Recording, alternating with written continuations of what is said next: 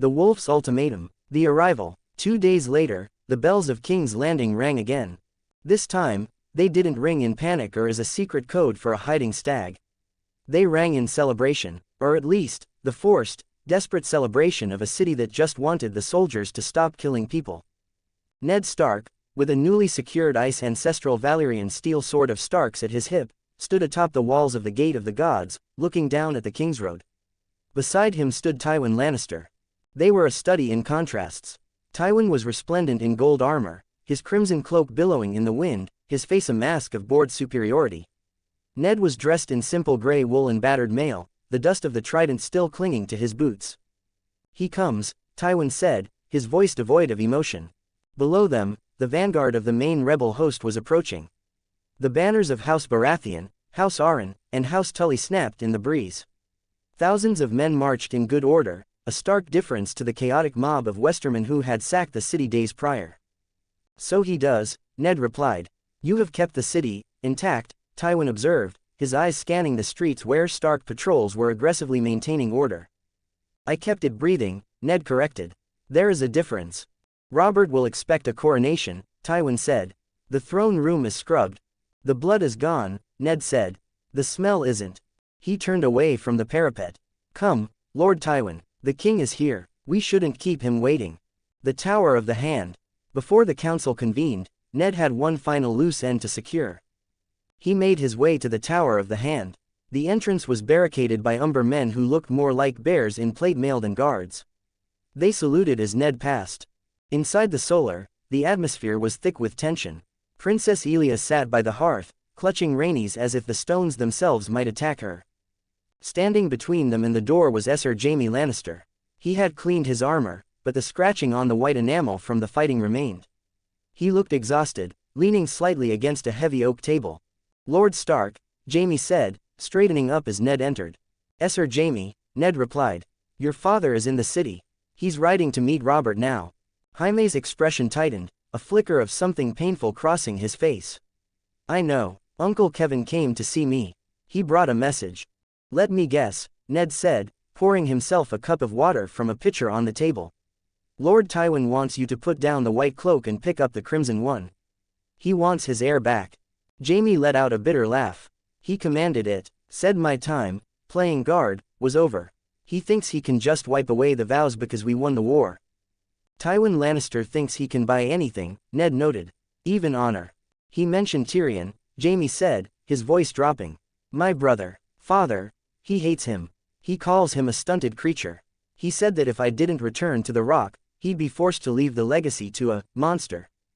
Ned paused. His internal wiki flashed with the stats of Tyrion Lannister: intelligence, genius. Charisma, high. Liability, physical.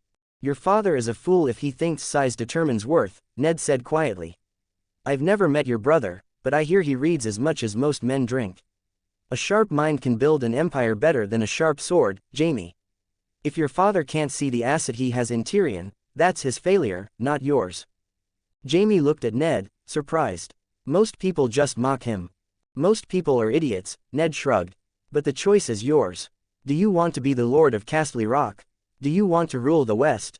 "I don't know what I want," Jaime admitted, looking at his hands. "I joined the Kingsguard to be like Arthur Dayne. To be a hero. Instead, I spent 2 years listening to a madman burn people while I stood outside the door. I listened to Queen Rhaella scream, 'Stark.' I listened to him hurt Elia." He looked at the princess, shame burning in his eyes.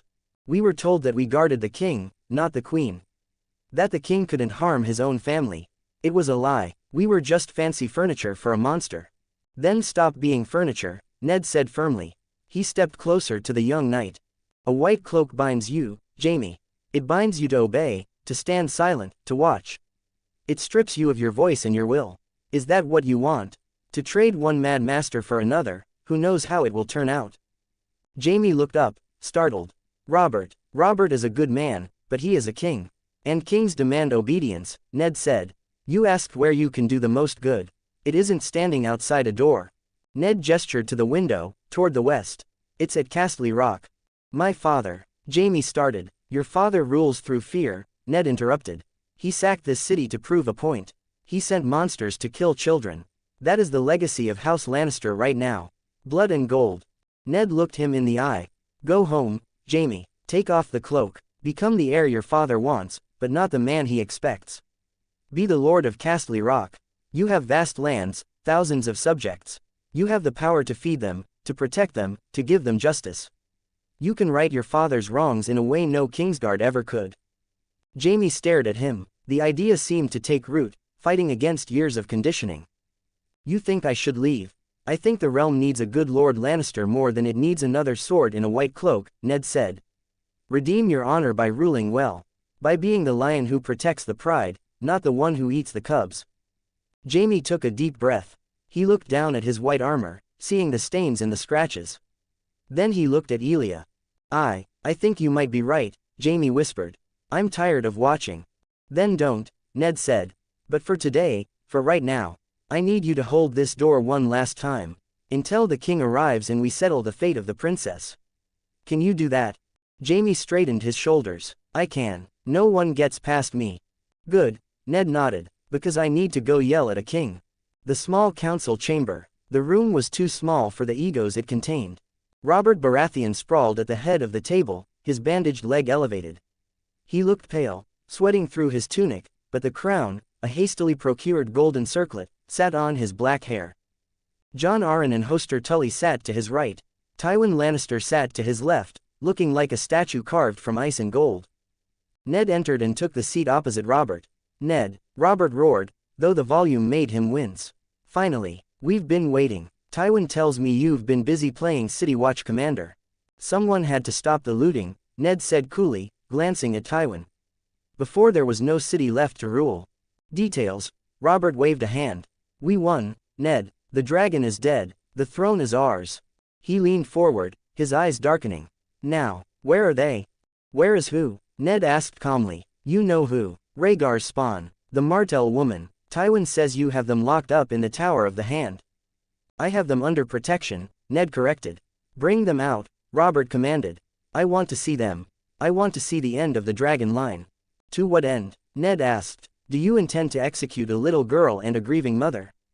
They are Targaryens, Robert shouted, slamming his fist on the table. They are the seed of the monster who took Lyanna. As long as they live, the realm bleeds. The realm bleeds because we fought a war, Ned shot back. The war is over, Robert. Killing children isn't justice, it's vengeance. And it's weak. Weak. Robert's face turned purple. You call me weak. I call you a man about to make a mistake that history will never forgive, Ned said.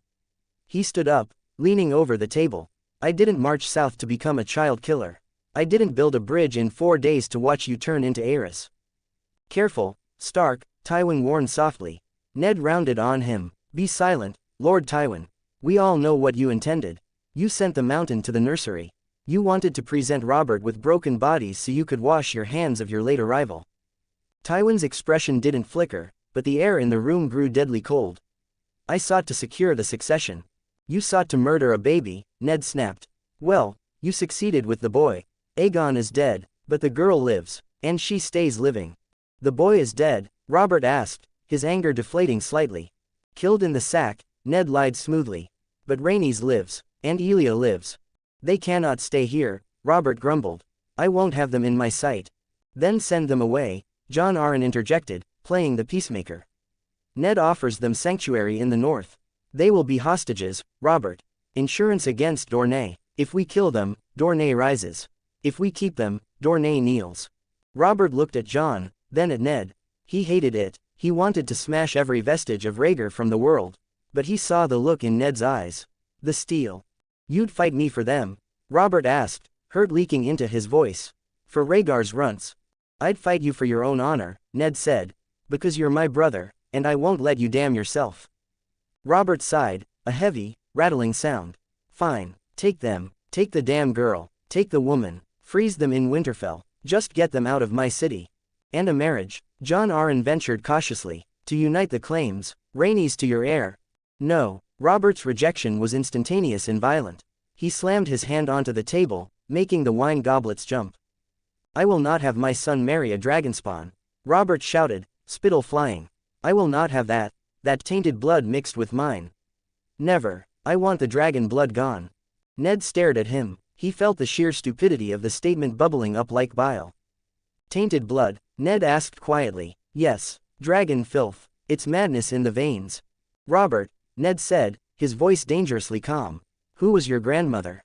Robert paused, blinking. What does that have to do with anything? Answer me, Ned demanded. Who was your grandmother? Rael, Robert muttered. Rael Targaryen, Rael Targaryen, Ned shouted, his voice cracking like a whip across the room. Daughter of Aegon V. Your grandmother was a Targaryen, for God's sake. The room went deadly silent. Tywin Lannister looked mildly amused. Jon Arryn looked at the ceiling. You have dragon blood in you, you stupid bastard. Ned snapped, leaning over the table to get in the king's face. That's why you're the king. That's the claim. We didn't pick you just because you have a big hammer. We picked you because you had the best bloodline. Robert opened his mouth to argue, but Ned cut him off. Do you hear yourself? Dragonspawn this, dragonspawn that. You are a quarter dragonspawn yourself. Your father was half Targaryen.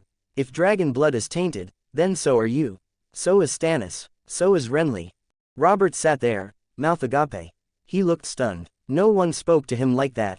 Not anymore. Think with a calm mind, damn it. Ned shouted, slamming his hand on the table for emphasis. You're a bloody king now.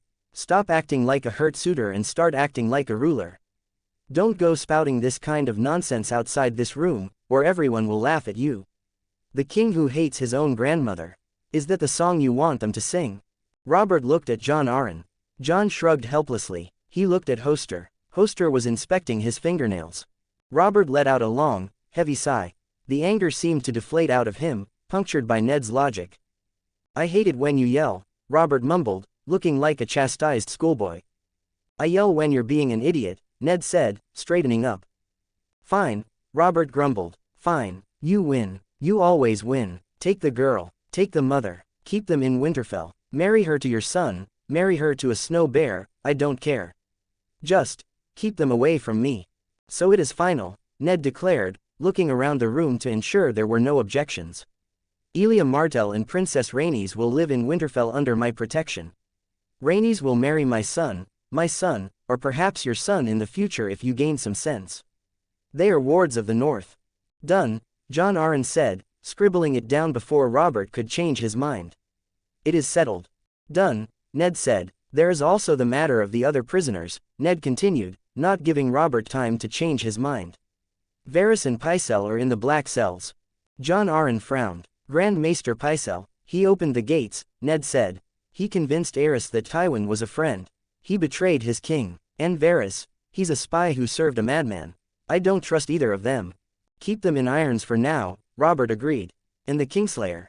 Jaime Lannister should be released from the Kingsguard, Ned said firmly. Hoster Tully scoffed. Released? He killed the king he swore to protect. He should be sent to the wall. He killed a king who was about to burn this city to ash, Ned revealed. He told them about the wildfire. About Rossart. About the order to burn them all. The room went silent. He saved us all, Ned finished. He is a hero, but he is done with guarding kings. Let him go home, Robert. Let him be Lord of Castle Rock. He has earned a life of his own. Tywin Lannister looked at Ned. For a fraction of a second, his green eyes went wide, a crack in the porcelain mask of the lion. He stared at the Stark Lord, genuinely stunned that the man who despised his methods was now handing him back his greatest desire, his son. Then, the mask slammed back down. Tywin nodded once, a curt, stiff motion. Done, Robert said, waving a hand. I don't care. Send him back to the rock. Just get me more wine. Ned nodded. He felt a wave of exhaustion hit him. The politics were more tiring than the fighting. He stood up. Where are you going? Robert asked. We have to plan the coronation. The feast. I'm leaving, Ned said. Leaving. Robert looked up. We just got here. I am leaving this cesspit of a city, Ned said, looking at the walls with distaste. I have done my part. I won your war. I gave you a crown. Now I have business of my own. What business? My sister, Ned said softly. I have leads on where she might be. Rhaegar didn't keep her in the city. My sources tell me she's in the south. Dorne. Robert's face fell. The mention of Lyanna sucked the air out of the room. Lyanna. Bring her back, Ned. Bring her home. I will, Ned promised. He turned to the door. One last thing, Jon Arryn said. Ned, The siege of Storm's End. Mace Tyrell still holds it. Stannis is starving. We need the army to lift the siege. Ned paused. He looked at Tywin Lannister. Ask Lord Lannister to do it, Ned said. Tywin looked up, eyebrows raised. Or Lord Tully, Ned added. Me, Hoster asked. My men are tired, Lord Stark. So are mine, Ned snapped. My men marched from the wall to the Red Keep. They fought at the Bells, the Trident, and the Sack. They are done. He gestured to Tywin. Lord Tywin has a fresh army. 12,000 men who have done nothing but sack an unarmed city and kill a few guards. Let him ride to Storm's End. Let the Lion prove his loyalty by facing the Tyrell host. If Mace sees the Lannister banners, he'll dip his banners and surrender without a fight. Ned looked at Hoster. Or you go, Lord Tully. Stannis is to be your son-in-law. Go rescue him. It would be a nice family bonding moment. Ned looked back at Robert. I'm going to find Lyanna. Don't burn the city down while I'm gone. With that, Eddard Stark turned on his heel and walked out of the small council chamber. He left a silence behind him that was heavier than gold. 60 comments 0 vote. To the south, the Red Keep the yard. The sun was high and brutal over King's Landing, baking the mud and blood of the city into a hard, stinking crust. Ned Stark walked out of the small council chamber, his mind already miles away. He had won the war. He had secured the throne for Robert. He had saved the innocents. But the weight in his chest hadn't lifted. If anything, it was heavier. Lyanna. He stopped in the middle of the courtyard. The Greatjon, Martin Castle, and the others were waiting for him, horses saddled, ready for the ride south. They looked eager. They wanted to cross swords with the White Bull and the Sword of the Morning. They wanted glory. Ned looked at them. Good men, loyal men, and in the original timeline, dead men. If he took them, they might survive this time. Ned was stronger now, but the secret of the baby in the tower was a dangerous thing. A secret that could tear the realm apart just as it was being stitched back together. 7 witnesses were 5 too many. Ned made a decision. Plans have changed, Ned announced, his voice cutting through the chatter of the guards. He turned to Howland Reed. The small Cranogman was checking his saddle girth, his green eyes watchful as always. Lord Reed, Ned said, you ride with me. The rest of you have new orders. The Greatjon frowned, his bushy eyebrows knitting together. New orders. But the Kingsguard, Ned. The Sword of the Morning. You can't leave me out of that scrap. I need you for something more important than a fight, John, Ned lied smoothly. He motioned for Rickard Karstark to step forward. Lord Karstark, Ned said formally. You have the command of the northern host. The war is done here. I want you to march them home. Take them up the King's Road. See them back to their farms and their families before winter hits. They've bled enough for the south. Rickard straightened, pride warring with disappointment. It will be done, my lord. The north will be waiting for you. Good. Ned turned to the Greatjon. He placed a hand on the giant's arm. And you, John, you have the most critical task of all. Ned lowered his voice, leaning in. Princess Elia and Princess Rhaenys. They are vulnerable. Tywin Lannister watches them like a starving lion. Robert tolerates them, but his anger is a fickle thing. I need them in Winterfell. Safe. He looked the Greatjon in the eye. I need an escort that cannot be bought, cannot be frightened, and cannot be beaten. I need the Umbers. Take 500 of your best men. Escort the ladies to the north. If anyone tries to stop you, you put them in the ground. The Greatjon puffed out his chest, his vanity stroked perfectly. Let them try. No one touches them, Ned. On my life. I know, Ned said. He turned to the other guards, William Dustin, Martin Castle, Theo Wool, Ethan Glover, and Mark Ricewell. Go with Rickard, Ned ordered. Go home, see your families. But my lord, Martin Castle protested. You cannot ride into Dorne with just Lord Reed. He gestured to the slight form of Howland Reed. There are 3 Kingsguard, the deadliest men in the world. 2 against 3. It's suicide. It's stealth, Ned corrected. We travel light, we travel fast. A large party draws attention. 2 riders are just travelers. The farewell. Before he left, Ned went back to the Tower of the Hand one last time. The Solar was quiet. Jaime Lannister stood guard outside, true to his word. The Greatjon was already bellowing orders to his men to form up the escort wagons. Ned entered the room. Elia Martell looked up from her packing. She looked tired, but the terror was gone, replaced by a steely resolve. Lord Stark, she said. The council has decided. You are to reside in Winterfell, Ned explained gently but firmly. You may call yourself a guest, a hostage, or a ward, whatever term helps you sleep. The lords paramount care little for the title, only the result. You are insurance against Dorne rising. Elia stiffened slightly, clutching her hands together, but she didn't look surprised. I understand, I am a prisoner. However, Ned continued, softening his tone, you are not a prisoner in my home. You may write to your brothers in Sunspear immediately. Tell Prince Doran and Prince Oberyn that they are welcome to visit Winterfell to see you in Rhaenys. I will not stop them, and no door in the north will be barred to them. Elia looked at him, her dark eyes wide with surprise. You would allow Oberyn into your castle. He will want blood. He will want to see his sister alive, Ned corrected. And I would rather face the Red Viper over a cup of wine in Winterfell than on a battlefield in the Boneway. Write to them, tell them you are safe. Elia let out a breath she seemed to have been holding for a year. A genuine smile touched her lips. Thank you, Lord Stark. Truly. The arrangements are made, Ned told her. Lord Umber will take you north. He is loud, and he drinks too much, but he is fiercely loyal. You will be safe with him. And you, she asked, you go to find her. I do. Lyanna Stark, Elia said the name softly. There was no hatred in her voice, only sadness.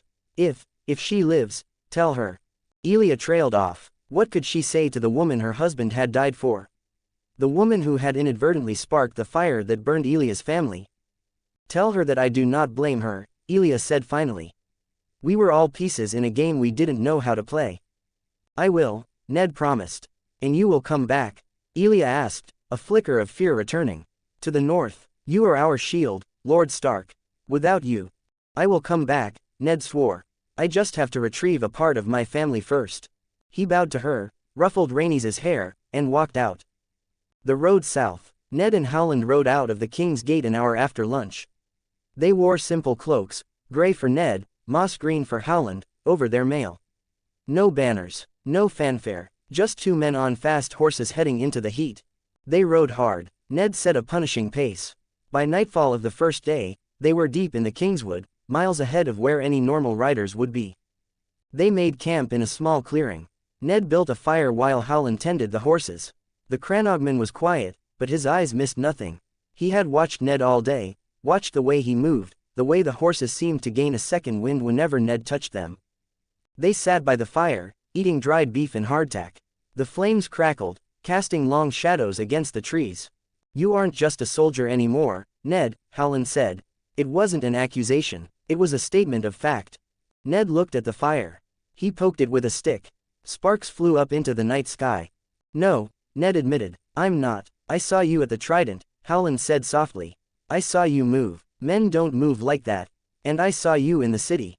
The gate, the ram, the mountain. Howland leaned forward, his green eyes reflecting the flames. The swamp has magic, Howland said. Deep magic, ancient magic. I know the feel of the old gods. But this, what you have, it feels different. It feels like starlight. Ned sighed. He knew he couldn't hide it. Not from Howland. Not if they were going to face Arthur Dayne together. It is the magic of the Starks, Ned lied, or perhaps told a version of the truth. The blood of the first men. It woke up in me. In the Eyrie, when I heard about Father and Brandon. The wolf blood, Howland asked. Something older, Ned said. I can see things. Feel things. Greensight. Different, Ned said. Watch. He looked at a rock near the fire. It was about the size of a melon, heavy and embedded in the dirt. Ned extended his hand. He didn't strain. He didn't chant. He just willed it. Rise. The rock shuddered. Dirt fell away from its sides. Slowly, smoothly, it lifted into the air. It hovered 3 feet above the ground, rotating gently. Howland Reed, a man who had communed with the green men on the Isle of Faces, a man who knew the secrets of the bog, stared with his mouth open. By the gods, Howland whispered. Ned clenched his fist. The rock crumbled into dust, raining down onto the fire, making it hiss. I have witnessed wargs, Howland murmured, looking at Ned with a mix of awe and fear. I have heard of greenseers who can look through the eyes of weirwoods.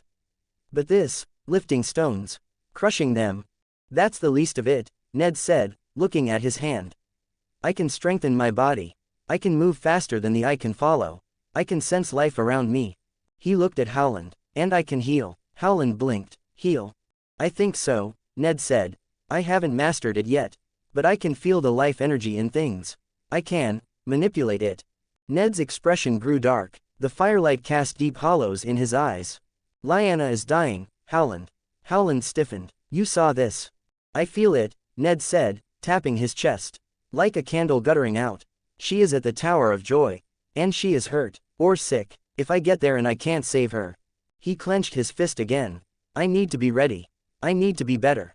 The training ground. The next morning, the journey changed. They still rode hard during the day, covering ground at a supernatural pace. But during their stops, midday and evening, Ned didn't rest. He trained. But he didn't swing his sword. He hunted. He would disappear into the brush, moving with the silence of a shadowcat. He would return with a rabbit, a squirrel, or a fox. Howland watched, disturbed but understanding, as Ned enacted a grim ritual. Ned sat by a stream, holding a rabbit he had caught. The animal was terrified, its heart hammering against his hand. I'm sorry, Ned whispered to the creature. He took a small knife and made a shallow cut on the rabbit's flank. The animal squealed, thrashing. Howland flinched. Ned, quiet, Ned hissed, his brow furrowed in concentration. He placed his hand over the wound. Ned closed his eyes. He reached into the well of the force inside him. It was a pool of white light, warm and vibrant. He pushed it out, channeling it through his palm and into the rabbit. Knit, repair, live. He felt the resistance of the flesh. He felt the blood vessels tearing, the cells dying. He pushed his energy against the entropy. It was exhausting. It felt like running a sprint while solving a math problem. The 10x multiplier hummed in the background. Under his hand, the bleeding stopped. The skin pulled together, pink and new. The fur didn't grow back immediately, but the wound sealed. Ned slumped back, panting. He looked at the rabbit. It was shaken, but whole. He set it down. It scampered away into the bushes. You healed it, Howland said, his voice hushed. In seconds. It's small, Ned wheezed, wiping sweat from his forehead. A rabbit is easy. A human is complex. There's so much more to go wrong. Day 4. The marches. They crossed into the Dornish marches. The terrain grew rocky and red. The heat increased. Ned's training escalated. He found a mountain goat with a broken leg, a natural injury. He spent 3 hours pouring his energy into the bone, visualizing the calcium knitting, the marrow reconnecting. He passed out twice from the strain. You're killing yourself, Howland warned, offering him a waterskin as Ned woke up, shivering despite the heat. I have to learn, Ned croaked. If she's bleeding, if it's childbirth. He didn't finish the sentence. He didn't have to. Force heal was the rarest of abilities for a reason. It required the user to give a piece of themselves to the target. It was a transfer. I can do it, Ned gritted his teeth, forcing himself to stand. I have the multiplier. I learn 10 times faster. I recover 10 times faster. I can do this. Day 7. The Prince's Pass. The red mountains loomed ahead, jagged teeth tearing at the blue sky. Ned sat on a boulder, looking at a hawk he had just released. The bird had a torn wing. Now, it soared high on the thermals, screeching its defiance. Ned watched it go. He felt strong. The exhaustion was still there, but his capacity had grown. He could feel the flow of life energy now as clearly as he felt the wind. He knew how to stitch flesh, how to fuse bone, how to stem the flow of blood. We're close, Howland said, pointing up the pass. Another day's ride. Ned nodded. He stood up, buckling ice onto his back. The greatsword felt lighter now. He looked at Howland. 3 Kingsguard, Ned said. They won't yield. You know that. I know, Howland said. They will fight to the death. I can take them, Ned said. It wasn't arrogance. It was a calculation, but I can't let them kill you. Stay back, Howland. Let me handle Arthur. I'm not a swordsman, Ned, Howland said, smiling slightly. But the Cranogmen have their own ways of fighting. I won't get in your way. But I won't let you stand alone. Ned clasped the smaller man's shoulder. Thank you. They mounted up. As they rode deeper into the mountains, the air grew still. The sounds of the world, the birds, the wind, the insects, seemed to fade away. 26 comments 0 vote. Tower of Joy, the red mountains of Dorne. The heat in Dorne was a physical weight. It pressed down on the shoulders, dried the throat, and turned the air into a shimmering haze. The red rocks of the Prince's Pass radiated warmth like a kiln, baking the dust until it choked the lungs. Ned Stark wiped sweat from his brow, his leather glove coming away damp and stained with red grit. Beside him, Howland Reed sat on his lizard lion skin saddle, looking unbothered. The Cranogman was used to humidity, but the dry, baking heat of the mountains was a different beast entirely. Yet, he held his bronze spear with steady hands, his green eyes fixed on the horizon. "We're here," Howland said quietly. Ned looked up. Rising from the jagged red rocks like a lonely finger of stone was the tower. It wasn't a fortress, it was a watchtower, round and simple, built of sandstone blocks that had been scoured smooth by centuries of wind. The Tower of Joy. It looked abandoned. There were no banners flying from the parapets.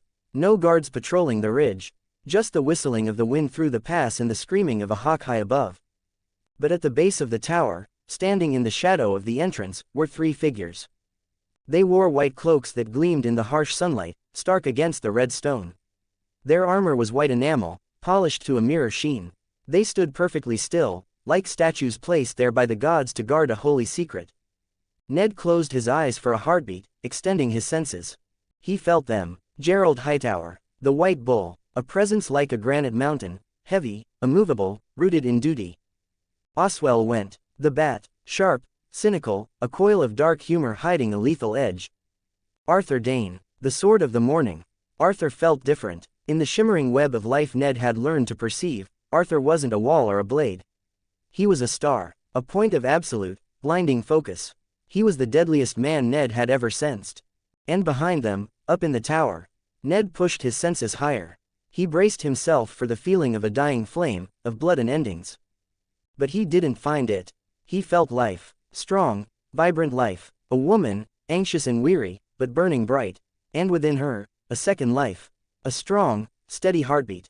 She's safe, Ned realized, relief washing over him like cool water. She hasn't given birth yet. There is time. Stay close, Ned murmured to Howland. But do not engage unless I fall. I will watch, Howland promised, gripping his spear. The moss does not fight the stone, it waits. They rode closer. The hooves of their horses crunched loudly on the loose scree, echoing in the narrow pass. 50 yards from the tower, Ned reined in his horse. He swung down from the saddle, his boots hitting the dust with a heavy thud. He reached over his shoulder and unslung ice. The massive greatsword, still sheathed in wolfskin, felt comforting against his back. He walked forward. Howland followed a pace behind. The three Kingsguard watched them come. They didn't draw their weapons.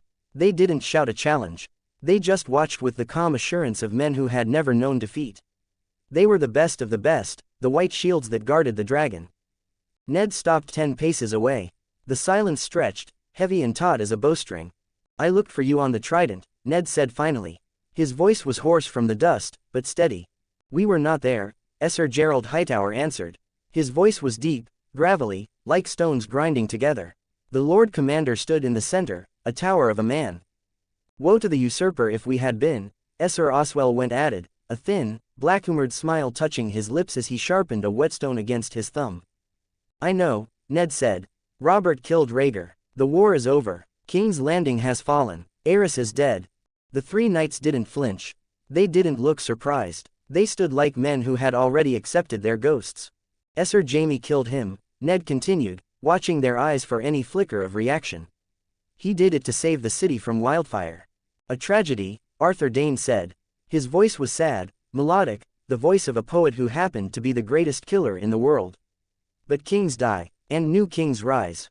Viserys has fled to Dragonstone, Ned said, pressing the point. Queen Rhaella is with him. If you are the Kingsguard, why are you not guarding the new king? Your vows bind you to the crown, not a tower in the middle of nowhere. Our prince wanted us here, Arthur said simply. Your prince is dead, Ned said brutally. And his wife and children are in Winterfell. I saved them from Tywin Lannister. They are safe. Arthur's eyes widened slightly. A flicker of emotion, relief, crossed his face. It was the first crack in the armor. You saved them. I did. Elia Martell lives. Rhaenys lives. Aegon died in the chaos, but his mother and sister are safe. Then you are a man of honor, Lord Stark, Arthur said, nodding respectfully. As Ashara said you were. The mention of Ashara hit Ned like a physical punch. He thought of her violet eyes, waiting in Starfall. The promise he had made. I am here for my sister, Ned said, his voice hardening. Is she in there? She is, Gerald Hightower confirmed. I want to take her back to Winterfell, Ned said. Let me pass. We cannot do that, Gerald said, his hand drifting to the hilt of his massive greatsword. We swore a vow. To keep a brother from his sister. Ned asked. Aerys is dead, Rhaegar is dead, there is no need for more blood. The Kingsguard does not flee, Gerald said, his voice hardening into iron. Then or now. Then go to your new king, Ned argued. Viserys needs you. We swore a vow, Arthur repeated softly. He looked at Ned, his violet eyes sad but resolute. And now it begins. Ned looked at the finest knight who ever lived. He looked at the tower where his sister waited. He shifted his stance. He didn't summon magic. He didn't call on lightning. He summoned his training. Every hour of sweat in the courtyard, every lesson from the wiki on leverage and biomechanics, every spar with the Greetjon. The 10x multiplier had turned his body into a weapon of precision. No, Ned said, his voice cold as the grave. Now it ends. He reached over his shoulder and gripped the hilt of ice. Shinning. The sound of Valyrian steel leaving the scabbard was a song of death. Howland, Ned said without looking back. Stay back. Howland nodded and stepped back, leaning on his spear. Oswell Went laughed. It was a sharp, barking sound. You think you can take 3 of the Kingsguard alone, Stark? You've got the wolf blood, I'll give you that. I have more than blood, Ned said. Enough talk, Gerald Hightower roared. The Lord Commander drew his greatsword. Oswell Went drew his longsword. They moved together, a practiced unit, flanking Ned. Arthur Dayne did not move. He stood by the tower door, his hand resting on the pommel of Dawn. He watched. He was testing the waters. He was wrong to wait. Gerald attacked first. He was a powerhouse, swinging his heavy blade with the momentum of a falling tree. Ned didn't block. He didn't flinch. His perception, sharpened by the force, saw the attack unfold in agonizing detail. The shift of weight, the rotation of the hips. Ned stepped inside the arc. He moved with a speed that defied the weight of his armor. Ice flashed. Parry. Ned deflected Gerald's strike with the flat of his blade, guiding the massive sword into the dirt. In the same motion, he spun. Oswell Went was lunging, aiming for Ned's exposed back. Ned sensed it. He dropped to one knee. Went's sword passed harmlessly over his head. From his crouch, Ned swept ice in a low, brutal circle. The reach of the greatsword was his advantage. The tip caught Oswell Went behind the knees, shearing through the armor joints. Went cried out, collapsing into the dust. Gerald Hightower roared, recovering his guard and bringing his sword down in a vertical chop. Ned rose. He exploded upward, driving ice up to meet the falling blade. Clang. He caught Gerald's blade on his cross guard. Then, using pure, enhanced leverage, he twisted. He shoved the white bull backward. Gerald stumbled. Ned followed the momentum. Strike, strike, thrust. 2 blows to batter the guard aside. The third was a clean thrust through the breastplate. Valyrian steel pierced the white enamel in the heart beneath. Gerald Hightower gasped and fell. Ned flicked the blood from ice. 10 moves. That was all it had taken. He turned to the tower. Arthur Dayne stood straight. His face was pale, his violet eyes locked on Ned. He had seen it. The speed, the precision, the utter lack of hesitation. You are not the swordsman I heard of, Arthur said quietly. We all change, Ned said. He pointed the tip of ice at the knight. Step aside, Arthur, please. I don't want to kill my future brother-in-law. Arthur's expression cracked. A flash of pain. Ashara. She loves me, Ned said. And I love her. Step away, Arthur. Let me meet my sister. I can't, Arthur said. The sadness in his voice was heartbreaking. I wish I could, but the Kingsguard is my life. If I break this vow, I am nothing. He reached over his shoulder and drew Dawn. The blade was pale as milk glass, alive with light. Then, he drew a second sword from his hip, a castle-forged longsword. 2 swords. The best swordsman in the world. Come then, Lord Stark, Arthur said. Ned sighed. Get ready. He charged. This wasn't a slaughter like the others. This was a duel. Ned swung ice in a lateral cut. Arthur caught it with his steel sword, diverting the blow, and thrust Dawn at Ned's throat in the same heartbeat. Ned twisted his neck. Dawn grazed his cheek, drawing a thin line of blood. They circled. Arthur was a whirlwind. He fought with 2 blades as if he had 4 arms. He attacked from angles that shouldn't have been possible. Clang, clang, clang. Sparks flew as ice met Dawn. Ned was on the defensive. He didn't want to give her brother's corpse to Ashara as wedding gift. Arthur's skill was overwhelming. But Ned had the 10x multiplier. Every exchange, every parry, every feint, he was learning. He was downloading Arthur's rhythm. He feints high with the steel, strikes low with dawn. He pivots on the left foot. Ned began to adapt. He stopped reacting and started predicting. Arthur feinted with the steel sword. Ned didn't bite. He stepped in, using the length of ice to control the distance. He caught the steel sword on his blade and twisted. The sheer strength behind the move, enhanced by the force but applied through perfect leverage, was too much for the castle-forged steel. Snap! Arthur's offhand sword broke near the hilt. Arthur didn't panic. He tossed the hilt aside and gripped Dawn with both hands. "Now we are even," Arthur said, breathing hard. "Not quite," Ned replied. He dropped his guard. He stood completely still, ice held loosely at his side. He wasn't baiting, he was reading. Arthur lunged. A thrust, straight for the heart. Perfect form, perfect speed. But Ned was there. He sidestepped. A movement so minimal it barely stirred the dust. Dawn passed through the space he had occupied a fraction of a second before. Ned brought the pommel of ice down. He didn't cut. He struck Arthur's wrists with the heavy steel counterweight of his greatsword. Crack. Bone gave way. Arthur cried out, his grip failing. Dawn tumbled from his hands, landing in the red sand. The sword of the morning was weaponless. Arthur looked at his empty hands, then at Ned. He reached for his dagger with a shaking hand. "Stop," Ned commanded. Arthur drew the dagger. "I swore a vow."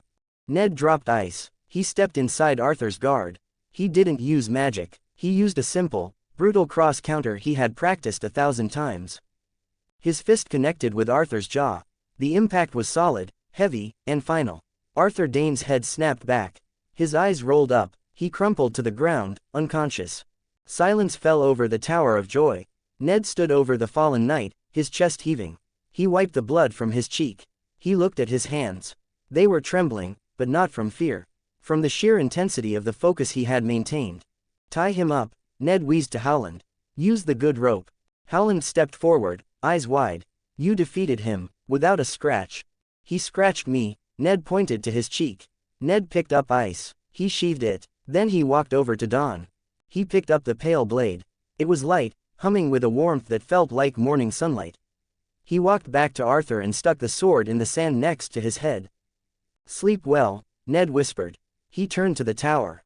There was no sound from above. No screaming, just the wind. But Ned could feel it. The life inside, it was waiting. He walked to the door of the tower. He placed his hand on the wood. "She's there. She's safe." Ned took a deep breath, steeling himself for a different kind of battle.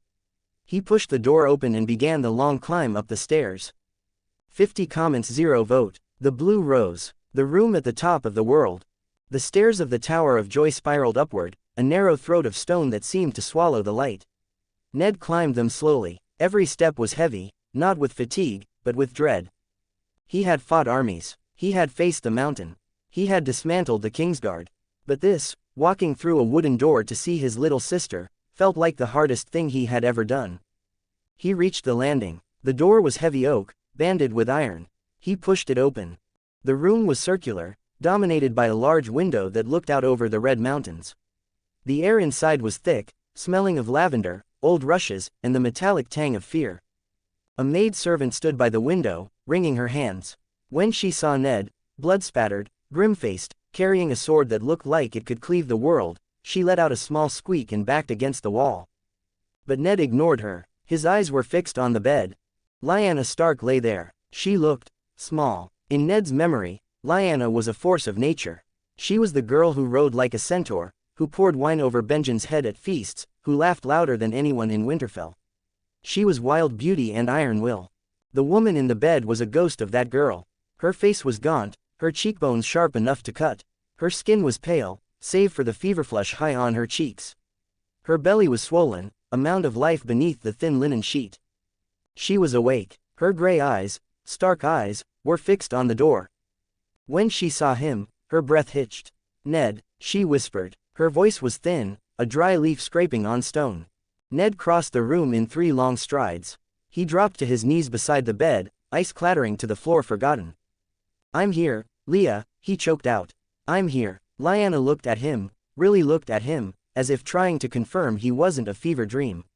She saw the grief in his face, the lines that war had carved there. Her face crumbled. Ned, she sobbed. I'm sorry. I'm so sorry. The tears came then, a flood that had been held back for months. She tried to sit up, reaching for him, but she was too weak. Ned leaned in, wrapping his arms around her carefully, mindful of the child. She buried her face in his shoulder, weeping with the raw, ugly intensity of a child who has broken something precious. Father, she gasped between sobs. Brandon, it's my fault. It's all my fault. Shish, Ned soothed, stroking her hair. It was matted and sweaty. No, it isn't. It is, she cried, clutching his cloak. I left. I didn't tell anyone. I thought I could just write a letter later. And then Eris, and Brandon. Listen to me, Ned said, pulling back gently so he could look her in the eye. He used a sliver of the force, projecting calm, wrapping her hysteria in a blanket of warmth. It was not your fault that the king was mad. It was not your fault that Brandon was hot-headed. It was a tragedy of errors, Leah. Everyone played a part. He wiped a tear from her cheek with his thumb. We failed you, too. Father tried to sell you to Robert like a broodmare. We didn't listen when you said you didn't want him. We didn't understand your heart. And yes, you should have told us. You should have trusted us. But we are here now. They're dead, Lyanna whispered, the guilt eating her alive. Because of me. They are dead, Ned agreed softly. We can grieve for them. We will grieve for them for the rest of our lives. But we cannot bring them back. We have to look forward. For you, for the child. Lyanna shuddered. She looked down at her stomach with a complicated expression. Fear, love, resentment. It was a tangle of emotions Ned couldn't quite read. The child, she murmured. She leaned back against the pillows, the crying jag passing, leaving her exhausted. The maid, sensing the danger had passed, crept forward with a cup of water. Ned took it and held it to Lyanna's lips. She drank greedily. Tell me, Ned said quietly, setting the cup down. Tell me what happened. The truth, not the songs Robert sings. Lyanna laughed, a weak, bitter sound. Robert's songs. He thinks Rhaegar kidnapped me at Sword Point, doesn't he? That I was screaming for help. He does. I went willingly, Lyanna admitted, staring at the ceiling. At first, it started at Harrenhal, she said, her eyes drifting back to the past. The tourney, you remember? I remember, Ned said. The night of the laughing tree.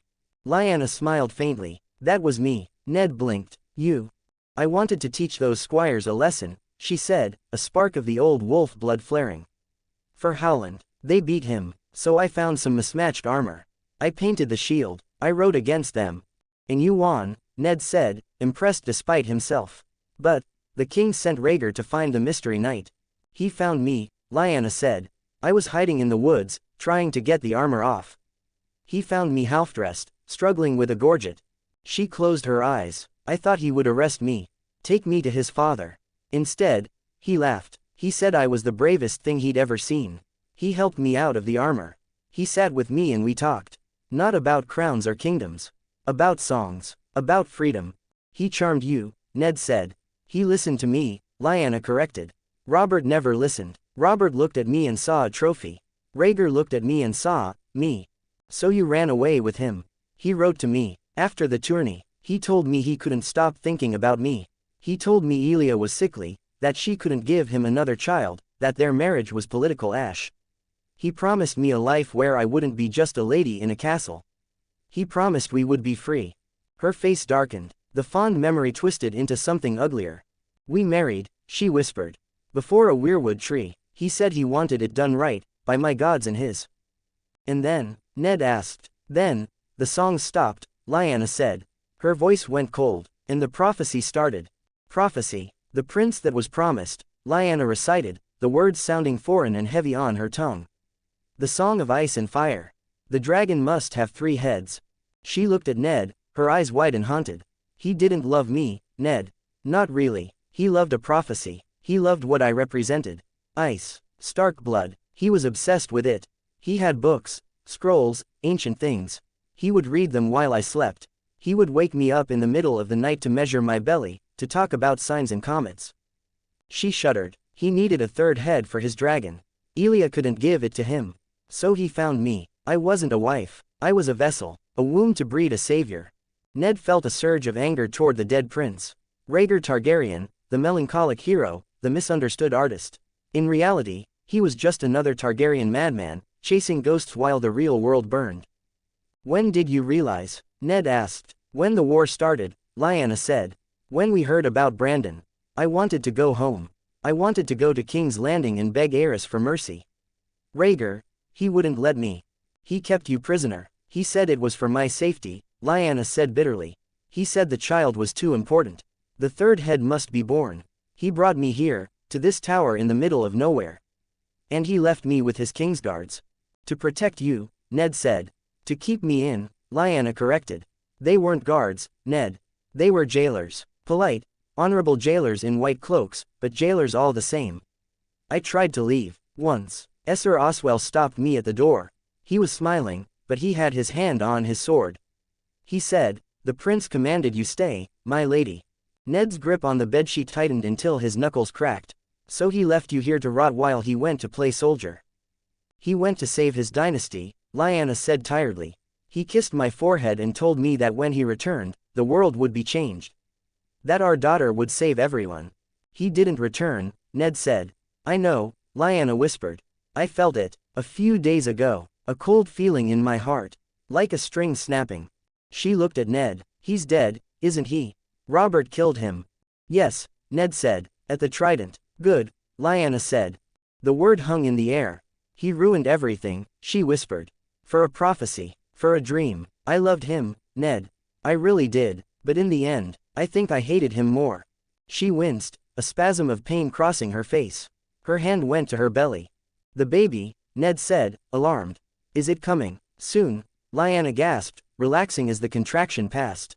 Not today, maybe tomorrow, or the next day. The maester, Rhaegar didn't leave a maester. Just Willa, she gestured to the maid. She's a midwife. That's not enough, Ned said.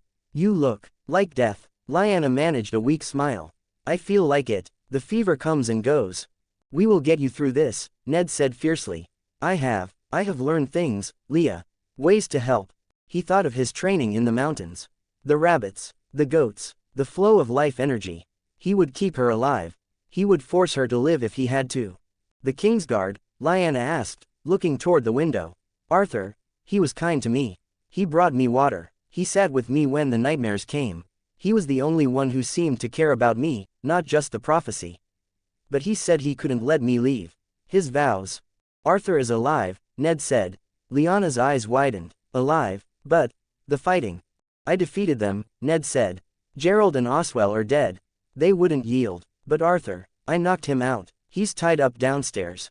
Relief washed over Lyanna's face. Thank the gods. He is a good man, Ned. Just trapped, like I was. He's safe, Ned promised. And so are you. He stood up, pacing the small room. He needed to make a plan. The war was over, but the danger wasn't. We stay here until the baby comes, Ned decided. Willa can handle the birth. I will assist. You, Lyanna raised an eyebrow. You faint at the sight of blood, Ned. I've seen enough blood in the last year to drown a kingdom, Ned said grimly. I don't faint anymore, and I have other skills now. What skills? Trust me, Ned said. After the birth, once you are strong enough to travel, we go home. Home, Lyanna whispered the word like a prayer. Winterfell. Winterfell, Ned confirmed. No more south, no more dragons, no more politics, just the north. And the baby? Lyanna asked, her voice trembling. Robert, if he finds out.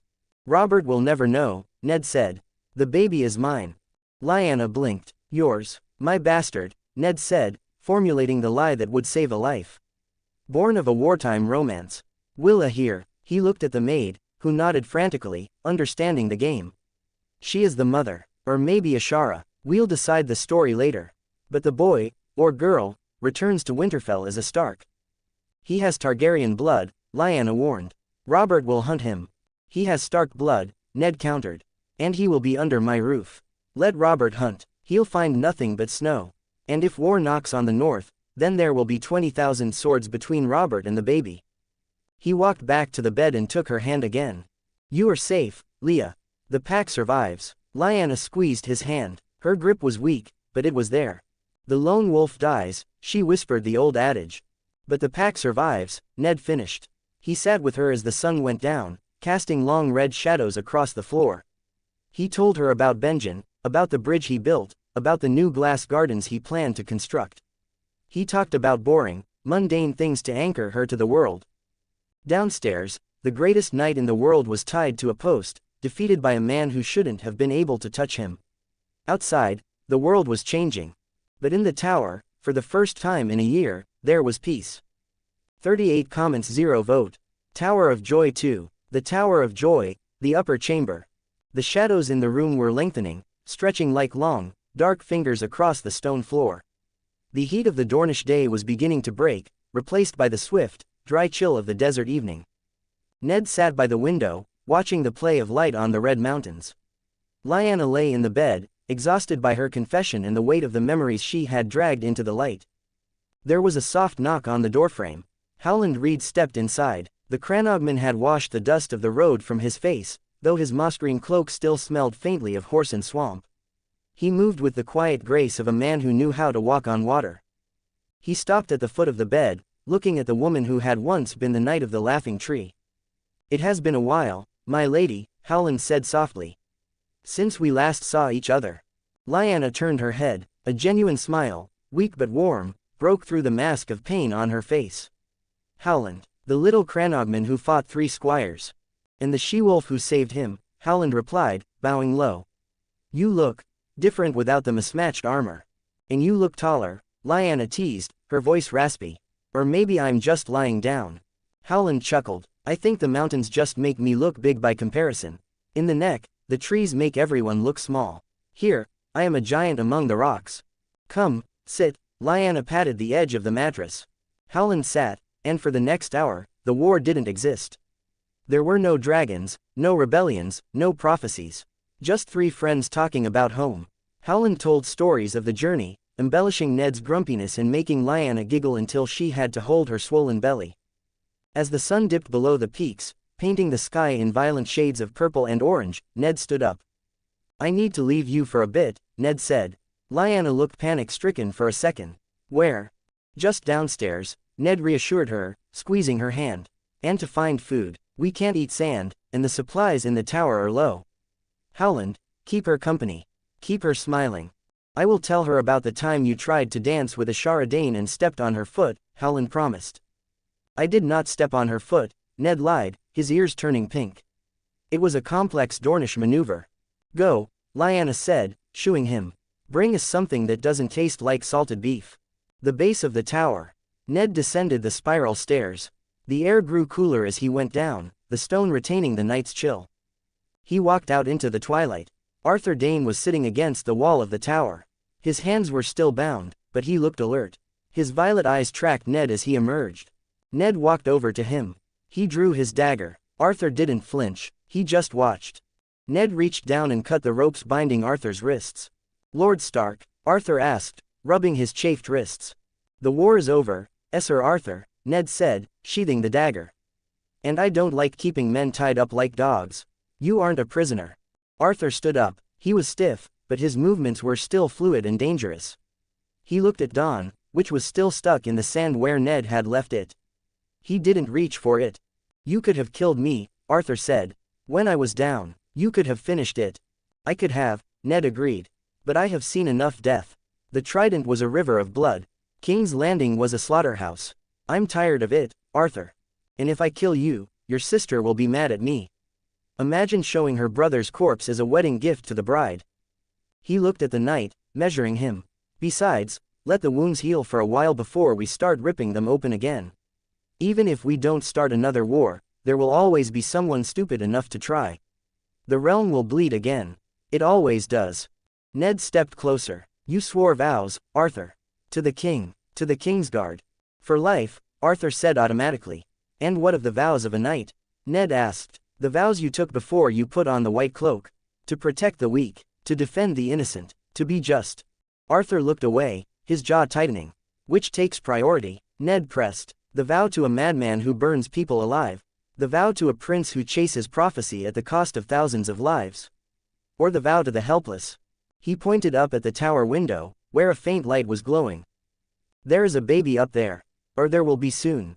And a terrified woman. She told me you were kind to her. That you protected her from the worst of her isolation. She is the mother of the prince's child, Arthur said. It was my duty. It was your humanity, Ned corrected.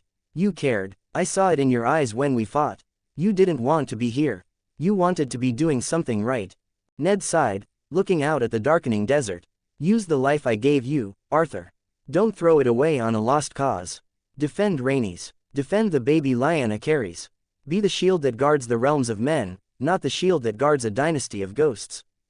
Arthur stood in silence for a long time. The wind whistled through the pass, stirring his white cloak. Arthur looked toward the bodies of his sworn brothers. They cannot stay like this. The carrion birds, they deserve the earth. Ned said, they do. They found 2 rusty spades in the small stable behind the tower. The ground was hard, packed red clay and stone, but neither man complained. They worked side by side in the fading light, the Lord of Winterfell and the Sword of the Morning, digging graves for the last of the old guard. It was grueling work. Ned used the force subtly, loosening the earth ahead of their spades, breaking the larger rocks that blocked their way. Arthur, if he noticed the unnatural ease with which the ground gave way, said nothing. He dug with a grim, mechanical intensity. When the graves were deep enough, they lowered the bodies. Gerald Hightower, the White Bull. Oswell Went, the dark humorist. Arthur stood over them. He didn't pray to the 7. He simply looked down. They stood, Arthur whispered. When the world broke, they stood. They died for a promise. I live for one. He looked at Ned, his eyes heavy with grief. I wonder which is harder. Living, Ned answered immediately. Dying is easy, Arthur. Living with the ghosts, that's the hard part. But it's the only way to fix things. Arthur retrieved his cloak and clasped it back around his shoulders. I will think on your words, Stark. That's all I ask. They filled the graves and marked them with heavy red stones. Arthur placed his hand on the cairn of the Lord Commander for a moment, a silent farewell to a life that was gone forever. He turned to Ned, wiping dust and sweat from his face. Thank you. Ned nodded. He clapped Arthur on the shoulder. It was a firm, soldierly grip. Then he turned to look at the landscape. He clapped Arthur on the shoulder. It was a firm, soldierly grip. Then he turned to look at the landscape. Now, Ned said, changing the subject. I need to hunt, and all I see is rocks and sand. How did you 3 survive out here for months? Arthur blinked, the shift in tone catching him off guard. There is a goat track to the east. About a mile out, the mountain goats come down to drink at a spring in the canyon floor. And there are sand hares in the scrub. East, Ned nodded. Thank you. Take a bow, Arthur advised. The goats are skittish. I have my ways, Ned said enigmatically. The hunter in the dark. Ned moved through the desert night like a shadow. He didn't take a bow. He didn't take a spear. He took only a knife and the humming, vibrant energy of the force. The cooling sands felt different under his boots than the moss of the north or the cobblestones of the capital. The life here was sparse, hardy, and stubborn. He found the canyon Arthur had mentioned. It was a narrow slash in the earth, shadowed and cool. A trickle of water ran through the center, surrounded by tough, thorny brush. He sensed them before he saw them. Life signatures. 3 mountain goats were drinking at the pool. They were alert, their ears twitching, muscles coiled to spring up the vertical rock walls at the slightest sound. Ned crouched behind a boulder 50 yards away. In the old days, he would have needed a crossbow and a lot of luck. Now, he reached out with his mind. He didn't grab their bodies, he grabbed their motion. He visualized a cage of air around the largest goat. The goat bleated, startled, trying to leap. It couldn't. It was frozen in midair, legs thrashing against an invisible hold. The other 2 scattered, vanishing into the darkness in seconds. Ned walked forward calmly, keeping the mental grip tight. The goat panicked, its eyes rolling, but Ned held it firm. He reached the animal. It was a good size, enough to feed them for days. But food wasn't the only reason he was here. Ned placed his hand on the goat's flank. He could feel the heart hammering against the ribs. He could feel the heat, the vitality. Lyanna is weak, Ned thought. The birth will be hard. Her body has been ravaged by grief and isolation. I need reserves. He had practiced healing on the journey down, giving his own energy to rabbits and birds. But that was draining. It left him weak. If complications arose during the birth, if Lyanna started to bleed out, Ned couldn't risk passing out from exhaustion. He needed a battery. He needed life drain. It was a dark technique. The Jedi forbade it, the Sith abused it, but Ned Stark was neither. He was a man trying to save his sister. Apologies, Ned projected to the animal. He opened the channels in his mind. Instead of pushing energy out, he pulled it in. He visualized the vitality of the goat, the red, pulsing strength of it, flowing into his hand, up his arm, and pooling in his core. The goat stopped struggling. Its bleats turned into soft whimpers. It didn't feel pain, exactly. It felt, fading, like falling asleep in the snow. Ned felt the rush. It was instantaneous and overwhelming. A surge of raw power, wild and earthy, slammed into his system. But with it came something else. A shadow, a whisper in the back of his mind that tasted of ash and absolute power. More, the shadow hissed. Take it all. Why stop at goats? You could be a god. The corruption curled around his heart, cold and seductive. It was the dark side, eager to claim a new vessel. But Ned Stark had made a deal with a higher power. Deep in the core of his soul, a golden light flared. It wasn't the Force, it was something older, something amused. It felt like warm molasses and infinite wisdom. Not today, son, the voice seemed to echo. The golden light surged outward, meeting the encroaching shadow. It didn't fight, it simply dissolved it. The corruption hissed and evaporated like mist in the morning sun. The addictive, maddening edge of the power was scrubbed clean, leaving only pure, unaligned energy. Ned gasped, his eyes flying open. The shadow was gone. The whisper was silenced. He was left with a reservoir of clean fuel, filtered by the blessing of the entity that had sent him here. Immunity, Ned whispered, shaking his head to clear the dizziness. Handy. The goat went limp, unconscious but alive. Its breathing was shallow. Ned withdrew his hand. He felt electric. He felt like he could run back to Winterfell without stopping. Thank you, Ned whispered. He drew his knife. He made it quick, a clean cut to the throat. He dressed the carcass efficiently, his hands moving with the precision of a surgeon. He repeated the process with 2 large sand hairs he found in the brush. Capture, drain, cleanse, kill. When he was done, he stabbed the carcasses with his knife in specific patterns, simulating spear thrusts and lucky throws. He rubbed dirt into the wounds. Can't have Arthur asking why the goats died of exhaustion, Ned muttered. He slung the game over his shoulder and began the walk back. The feast of the survivors. When Ned returned to the tower, the fire was already crackling in the hearth of the lower room. Arthur Dane was feeding sticks to the flames. He looked up as Ned entered, eyeing the goat and the hares. You are a better hunter than I thought, Arthur commented, looking at the knife wounds. To get that close to a mountain goat with a knife, you must move like the wind. The wind was in my favor, Ned deflected, dropping the catch on the table. Howland came down the stairs. Lyanna is resting. She drank some water. He looked at the food. Ah, meat, finally. Ned took charge of the cooking. He skinned the hares and quartered the goat with the ease of a man who had spent his youth fostering in the Vale, where hunting was a way of life. He skewered the meat and set it over the fire. Soon, the smell of roasting goat and dripping fat filled the tower, chasing away the scent of dust and old blood. They ate in a strange, companionable silence. It was a tableau that would have baffled any historian. The Lord of Winterfell, the Lord of Greywater Watch, and the Lord Commander of the Kingsguard, or whatever Arthur was now, sitting on the floor of a tower in Dorne, sharing a meal. Ned tore a leg off a hare and handed it to Arthur. Eat, Ned said, you'll need your strength. For what? Arthur asked, taking the meat. For the future, Ned replied. Whatever it brings. He cut a prime slice of the goat meat, placed it on a wooden platter, and added some bread. Then he prepared a smaller plate with a portion of the hare and some soft cheese they had found in the stores. Willa will need to eat too, Ned said, looking at the ceiling. She needs her strength if she's to help with the birth. He picked up both plates. I'll take these up, Ned said. He walked up the stairs, feeling the energy he had harvested humming in his veins. It was a dark secret, carrying the life of another creature inside him, but as he pushed open the door and saw Lyanna's pale face turn toward him, he knew he would drain 1,000 goats if it meant keeping her warm. Dinner, Ned announced, forcing a cheerful smile. Roasted goat a la Stark. It's a bit chewy, but it beats starvation. He handed the smaller plate to Willa, who was hovering by the window. The midwife took it with a grateful nod, her eyes tired but relieved to see fresh meat.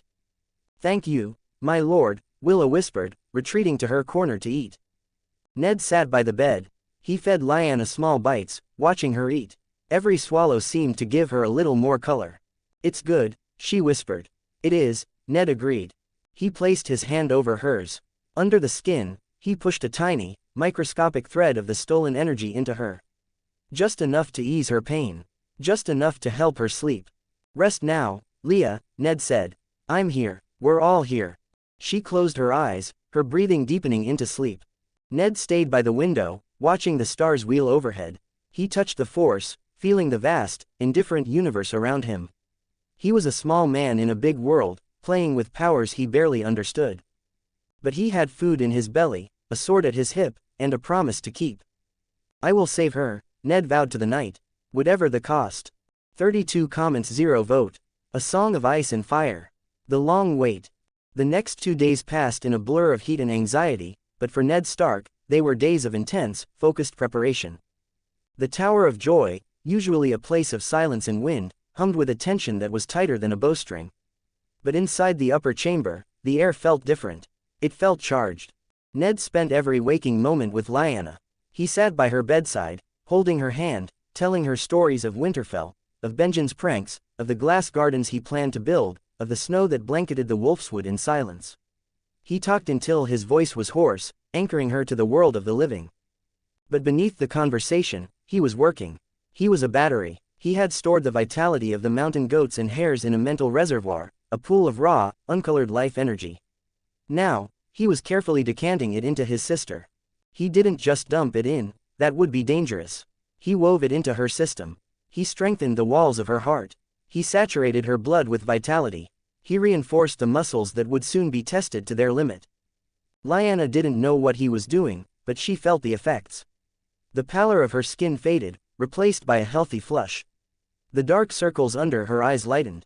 The fever that had plagued her for weeks receded, cooled by the unnatural resilience Ned was pouring into her. You make me feel stronger, Lyanna whispered on the second night, looking at her hand. I felt so brittle before you came. Like dried leaves. Now, I feel like I can breathe again. You're a Stark, Ned smiled, squeezing her fingers. We're made of iron and ice. Hard to break. And you're warm, she noted, pressing his hand to her cheek. Like the hot springs. Downstairs, Arthur Dane paced. The sword of the morning walked the perimeter of the tower like a caged tiger. He cleaned Dawn 3 times a day. He scanned the horizon for enemies that weren't coming. Howland Reed watched him, whittling a piece of weirwood he had brought from the north. She looks better, Howland told the knight as Arthur passed him for the 100th time. Since Ned arrived, the color is back in her cheeks. Arthur stopped. He looked up at the window. Your lord, he has a touch. I have seen healers work for days to achieve less than he has done in hours. Ned is full of surprises, Howland said simply. It began at dawn on the 3rd day. Ned was dozing in the chair when Lyanna gasped. Her body went rigid, her fingers digging into the sheets. Ned, he was awake instantly. I'm here. It's time, she groaned through gritted teeth. The water. Willa, who had been sleeping on a pallet at the foot of the bed, was up in a flash. The midwife took one look at Lyanna, checked under the sheets, and nodded grimly. The water has broken, Willa announced.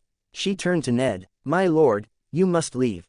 Ned hesitated. I can help, I can. You are a man, Willa said sternly, pushing him toward the door. You will be in the way. Boil water if you want to be useful. Or just wait outside, but this room belongs to women now. Ned looked at Lyanna. She was breathing in shallow gasps, but her eyes were clear. She wasn't the terrified, dying girl he had feared to find. She was scared, yes, but she was strong. The energy he had given her was holding. Go, Ned, she whispered, gripping the bedframe as a contraction hit. I'll be brave. I know you will, Ned said. He placed his hand on her forehead for 1 second, pushing a final, stabilizing pulse of calm into her mind. I'll be right outside the door. I'm not leaving you. He walked out. Willa slammed the heavy oak door behind him. The sound of the latch clicking into place felt like a sentence, but Ned felt a strange sense of peace. She's ready, he thought. I made sure of it. The hallway was narrow and dim. Ned leaned his back against the rough stone wall, sliding down until he was sitting on the floor. He closed his eyes. He couldn't see, but he could feel. He felt Lyanna's pain. It was sharp, intense, a jagged red spike in the force, but it wasn't the dull, fading gray of death. It was the fire of life.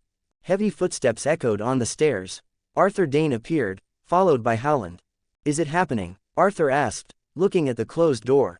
It is, Ned said, not opening his eyes. Arthur sat down on the top step, resting his elbows on his knees.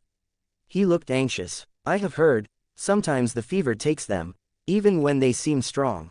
Not this time, Ned said with absolute certainty. How can you be sure? Because she's a wolf, Ned said. And wolves don't go down easy. They waited. Hours bled into one another. The sun rose higher, heating the stone of the tower until it was an oven. From inside the room, the sounds of the struggle drifted out. Groans, sharp cries, the murmur of Willa's voice giving instructions. To Arthur and Howland, it was just noise. To Ned, it was a tactical readout. He monitored Lyanna's aura. Every time the pain spiked, he saw her energy dip, but then it would bounce back, fueled by the reserves he had stored in her cells. She's holding, Ned realized. She's not even close to the edge. Midday came and went. The screaming intensified. Push, my lady. Willa's voice came through the wood. Push. Lyanna screamed. It was a sound of pure effort, of muscles straining to their limit. Arthur flinched. He gripped the hilt of his dagger until his knuckles were white. Ned just breathed. He reached out with his mind, brushing against the wood of the door. He didn't transfer more energy. She didn't need it, but he sent a feeling. Presence. Solidarity. I am here, Leah. We are all here. And then, the scream changed. It broke. Silence. A heavy, thick silence that lasted for a heartbeat. Then, wah, a strong, lusty cry. The sound of new lungs filling with air. Arthur let out a breath he seemed to have been holding for hours. The baby. The baby, Ned confirmed, a smile breaking across his face. He waited. He listened for the other sound. The sound of the mother fading. The silence he had dreaded in his nightmares. But it didn't come. Instead, he heard a soft, tired laugh. Lyanna's laugh. Oh, he heard her whisper through the door. Oh, look at him. Ned stood up. His legs were stiff, but his heart was light. The door latch clicked. Willa opened the door. Her apron was stained, and she looked exhausted, but she was smiling. My lord, Willa said. A son, and the mother as well. She's well, Arthur asked, standing up. Tired, Willa said. Worn out, but alive. Stronger than I expected, truth be told. She bled, but it stopped quickly. Ned nodded. The clotting factor, he thought. The healing boost worked. Can I see her? Ned asked. She is asking for you, Willa said, stepping aside. Ned entered the room. It smelled of blood and sweat and iron, but it didn't smell of death. Lyanna was propped up against the pillows. She looked exhausted. Her hair matted, her face pale, but her eyes were bright. She was weak, but it was the weakness of exertion, not the weakness of the grave. Ned, she whispered, turning her head. Ned walked to the bed. He sat down on the edge, careful not to jostle her. You did it, Ned said softly. We did it, she corrected. I felt you, Ned. Outside the door, I felt, I don't know, warmth. Ned smiled. He took her hand. It was cool, but not cold. Her pulse was steady. I told you I wasn't leaving. He looked at the bundle in her arms. The baby was wrapped in white linen. He was small, red-faced, and currently sleeping. He had a tuft of dark fuzz on his head. He looks like a Stark, Ned observed. He does, Lyanna agreed, tracing the baby's brow with her finger. He has father's chin, I think. Willa moved to the basin to clean up the linens. Arthur Dane stood in the doorway, hesitant to intrude, but watching with a look of profound relief. Ned saw his chance. He kept holding Lyanna's hand. He shifted his body slightly to block the view from the door. He didn't need the heavy drain he had prepared for. She was stable, but she was sore, bruised, and exhausted.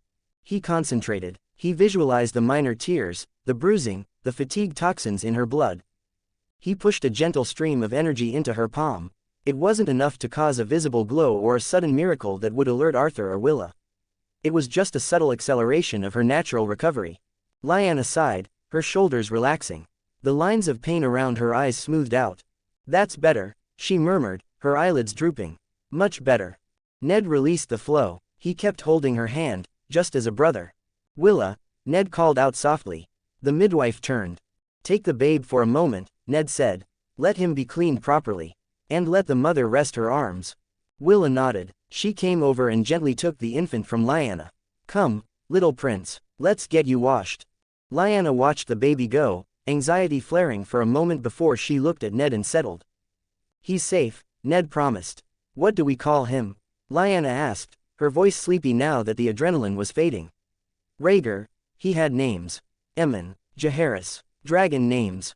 We can't use dragon names, Ned said, keeping his voice low so only she could hear. Robert is king. He hates the dragons, Leah.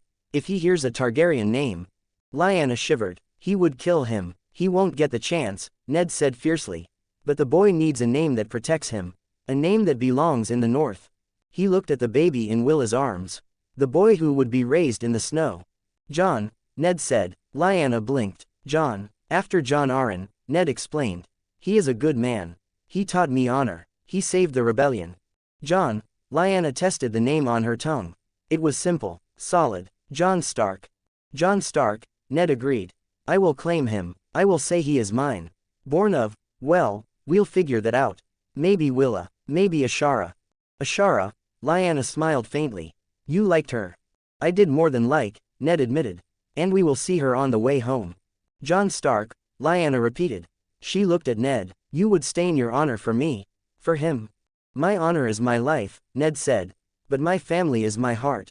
I would lie to the old gods themselves to keep you both safe. He leaned in and kissed her forehead. Sleep now, Leah. You've earned it. Lyanna closed her eyes. Within moments, her breathing evened out. She was asleep, safe, alive. Ned stood up. He walked over to Willa, who had finished swaddling the baby in fresh cloth. Let me hold him, Ned said. Willa handed the baby over. Ned held the weight of the future in his arms. Jon Snow, Aegon Targaryen, the prince that was promised. The baby opened his eyes. They were dark gray, almost black. Stark eyes. Hello, little wolf, Ned whispered.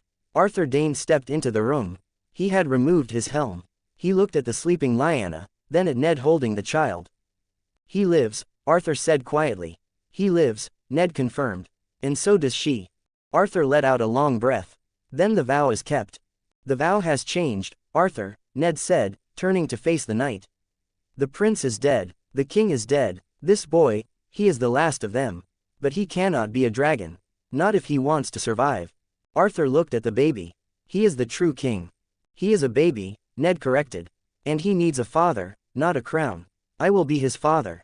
I will raise him in Winterfell. He will be safe there. And me, Arthur asked, where do I fit in this? You are the uncle, Ned said with a small smile. The quiet uncle who teaches him how to swing a sword. Who watches the shadows.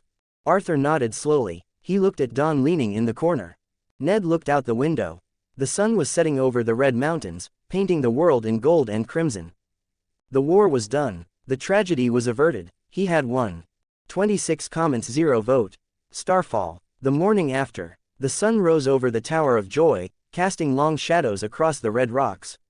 Inside the upper chamber, the air was calm for the first time in months.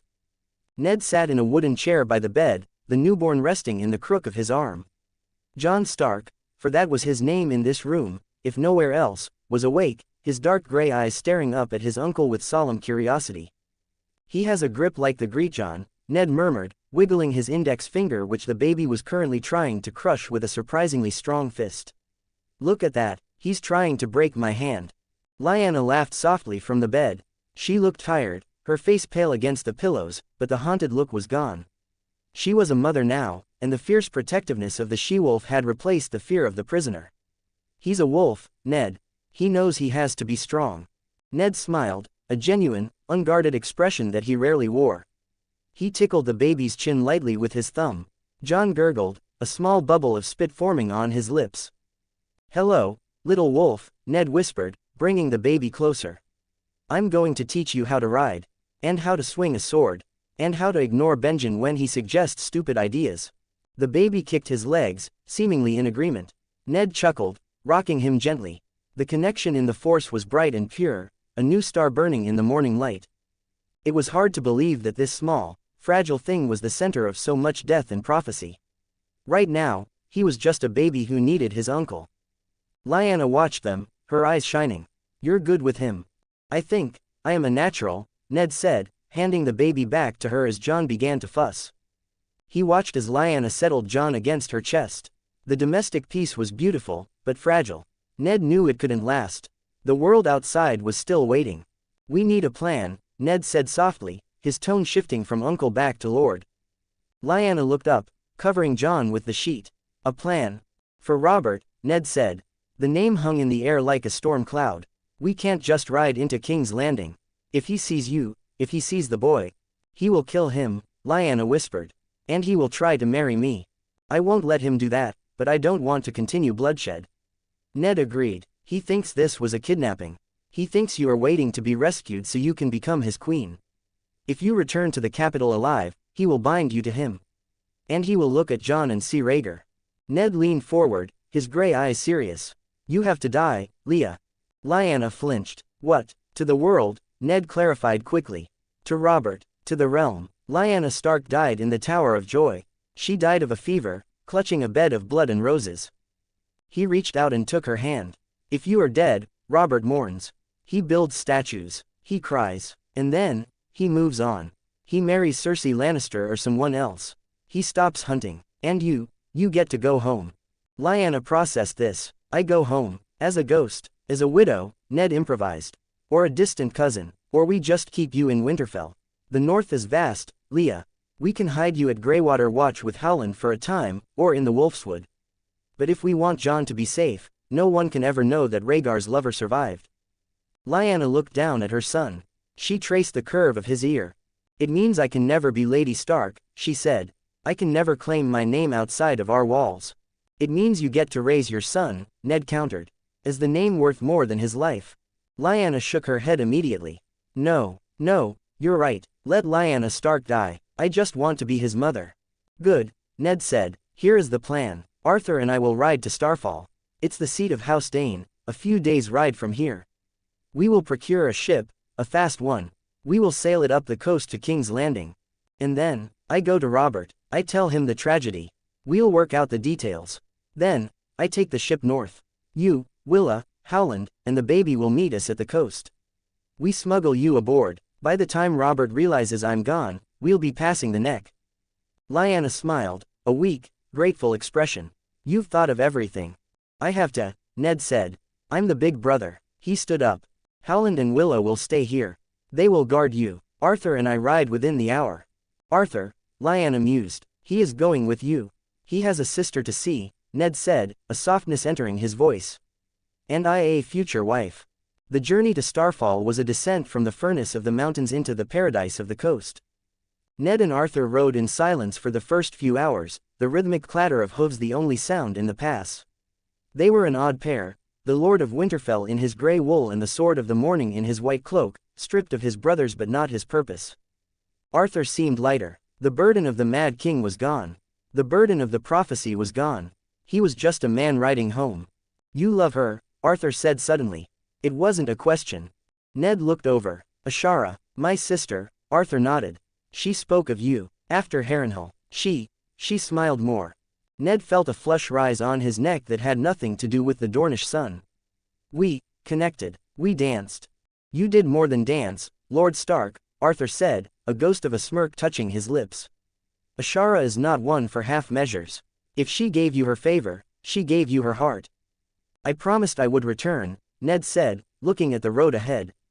I promised I wouldn't leave her. And then the war came, Arthur sighed. And I went into hiding. She must think us all dead. We'll fix it, Ned said. We're going to fix everything. As they descended toward the coast, the air changed. The dry dust was replaced by the scent of lemons, salt water, and blooming flowers. The Torrentine River rushed to meet the summer sea, its waters remarkably clear and blue. And there, on an island at the mouth of the river, stood Starfall. It was breathtaking. Ned had seen the Red Keep, and he knew Winterfell, but Starfall was something else. It was built of pale stone that seemed to glow in the sunlight. High towers spiraled toward the sky, and the Palestone Sword Tower, the seat of the family, looked like a beacon guiding ships home. It didn't look like a fortress of war. It looked like a palace of dreams. Home, Arthur breathed. They rode across the causeway that connected the castle to the mainland. The guards on the gatehouse saw them coming. Ned sensed their reaction in the force. Boredom, curiosity, then shock. And then, pure, unadulterated joy. It's him, a guard shouted. Sir Arthur, and Lord Stark, open the gates. The Sword of the Morning returns. The heavy gates swung open. Arthur rode through, head high, white cloak billowing. Ned followed, feeling the strange sensation of being welcomed in a land that should have been his enemy. The courtyard was bustling. Servants, grooms, and soldiers stopped what they were doing to stare. But there was no fear, no hostility. They smiled. Some cheered. A man descended the steps of the main keep. He was older, with silver hair thinning at the temples and the violet eyes of House Dane. He walked with a cane, but his back was straight. Lord Alaric Dane, the Lord of Starfall. Arthur dismounted. He walked to his father and knelt. "Father," Arthur said. Lord Alaric threw his cane aside and hauled his son to his feet, embracing him fiercely. "We heard you were dead," Alaric whispered, his voice thick with emotion. "They said you fell at the trident. They said the dragons were gone." "I was not at the trident," Arthur said, pulling back. "I was doing my duty. And now, I am home." Alaric looked past Arthur to Ned. His expression didn't harden. Instead, a warm, knowing smile spread across his face. "Lord Stark," Alaric said, opening his arms as if welcoming a long-lost son. "We have been waiting for you." Ned dismounted, slightly taken aback by the warmth. "Lord Dane, I come in peace. The war is over." "Peace is all we have ever wanted," Alaric said, grasping Ned's hand. "Ashara said you would come. She never doubted it, not for a moment. Even when the ravens brought dark words, she said, 'Ned will come.'" "I promised her," Ned said. "You did," Alaric agreed. "And a Stark keeps his promises. Come inside. You must be weary." "Where is she?" Ned asked, his eyes scanning the windows of the keep.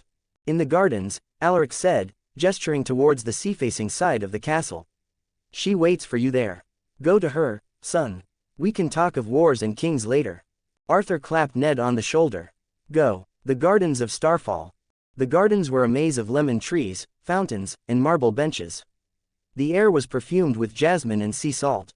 It was a place of impossible tranquility. Ned walked the winding paths, his heart hammering against his ribs harder than it had when he faced the mountain. He smoothed his tunic, wishing he had time to bathe, to shave the travel beard, to look less like a barbarian from the north. He felt her, a bright, melancholy light that suddenly flared into blinding hope. He turned a corner. She was standing by the balustrade, looking out over the summer sea. She wore a dress of violet silk that matched her eyes. Her dark hair was loose, blowing in the gentle breeze. Ashara Dane. She looked thinner than he remembered, but the beauty that had captivated him at Harrenhal was undimmed. She turned as his boots scraped on the stone. "Ned," she whispered. "I promised," Ned said, stepping forward. "I promised I'd come back." She let out a sob. She ran to him. Ned caught her. She slammed into him, burying her face in his chest, her arms wrapping around his neck with desperate strength. He held her tight, lifting her off her feet, burying his face in her hair. She smelled of lemons and rain. "You're alive," she cried. "You're real." "I'm alive," Ned murmured. "I'm here. It's over, Ash, it's all over." She pulled back, framing his face with her hands. She looked at him with a hunger that broke his heart. "You look tired," she said softly. "It was a long ride," Ned smiled. "Mama, 43,0 vote. The air of North. The gardens of Starfall." The word hung in the air, fragile and heavy as a glass ornament. "Mama." Ned turned slowly, the sound of the sea fading into a dull roar in his ears. He looked past Ashara, to the maid standing under the archway of a lemon tree. And the boy in her arms. He was small, sturdy, and wiggling with the boundless energy of a toddler who has places to be and things to break. He wore a simple tunic of white linen, stained with grass at the knees. His hair was a mop of dark brown curls, Stark hair. But it was the eyes that stopped Ned's heart. They weren't the violet of the Danes. They were gray, the stormy, iron gray of Winterfell. The boy looked at Ashara, reaching out with chubby hands. Then, his gaze shifted to the stranger standing next to his mother. He blinked, tilting his head to the side with a solemn curiosity that was painfully familiar. "Dada," the boy babbled, pointing a wet finger at Ned. "Man, Dada." Ned felt the breath leave his lungs in a rush. It wasn't just shock, it was a physical impact, a resonance in the force that vibrated through his very bones. "Give him to me," Ashara said to the maid. She took the squirming toddler, settling him on her hip with the practiced ease of a mother. She turned to Ned. There was no fear in her eyes now, only a quiet, defiant pride. She didn't look down, she met his gaze head-on. "He was born 8 months after Harrenhal," Ashara said clearly. "After the night in your tent. After we danced." Ned stepped closer. His boots felt heavy on the stone path. He looked at the boy, his boy. "You didn't tell me," Ned whispered. The letters, you never said. I couldn't, Ashara said. The war started. The roads were closed. And then I heard about your father. And Brandon. I didn't know if you were alive, Ned. I didn't know if the Mad King had taken you too. I protected him the only way I knew how. I kept him here, safe in Starfall. She brushed a curl of hair from the boy's forehead. He is ours, Ned. He is the love we found before the world went dark. Ned reached out. His hand, calloused from the sword and scarred from the war, hovered near the boy's face. The toddler didn't flinch. He grabbed Ned's thumb with a grip that was surprisingly strong. Bah, the boy declared, shaking Ned's hand. Up, up. He wants you to hold him, Ashara explained, a warm smile breaking across her face. Ned didn't wait. He reached down, his large hands grasping the boy under the arms. With the strength that had toppled the mountain flowing through him, lifting the sturdy toddler was effortless. He swept Cregan up in a smooth arc, tossing him gently into the air before catching him secure against his chest. Cregan squealed with pure delight, clutching at Ned's tunic. Hi, hi. Ned chuckled, bouncing the boy in his arms, tickling his side until Cregan shrieked with laughter. It was easy, natural. He won't break, Ashara said softly, watching them with shining eyes. He's a Stark. He's made of tougher stuff than that. The boy settled against his chest, smelling of milk, lemons, and the sea. He was solid, a real, living weight that anchored Ned to the earth. The boy patted Ned's bearded cheek. Father. Yes, Ned choked out, his vision blurring. Yes, I'm your father. He kissed the boy's forehead. It was warm and soft. Does he have a name? Ned asked, looking at Ashara. Ashara shook her head. I called him my little star. But a true name, no. I waited. I told my father that Eddard Stark would come back. That his father would name him. She looked at him, her violet eyes searching his.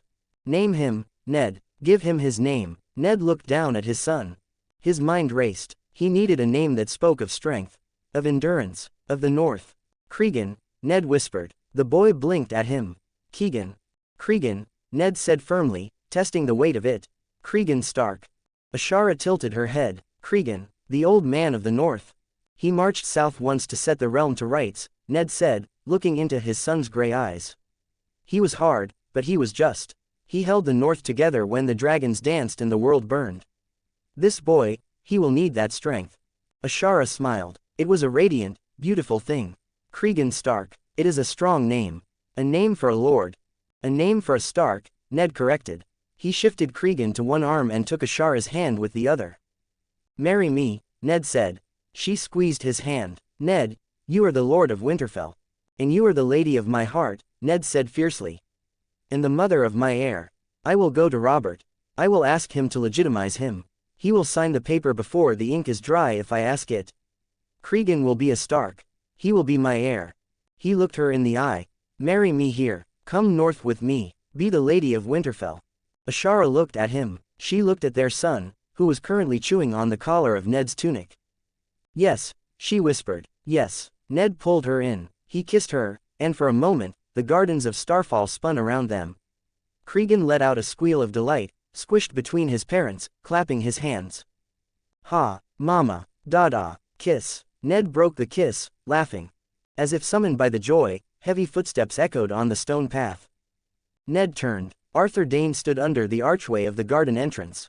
He had changed out of his travel-stained armor into a clean white tunic bearing the falling star of his house. Ashara gasped. She hadn't seen him since Tourney of Harrenhal. Arthur, she cried. She didn't wait. She let go of Ned and ran to her brother.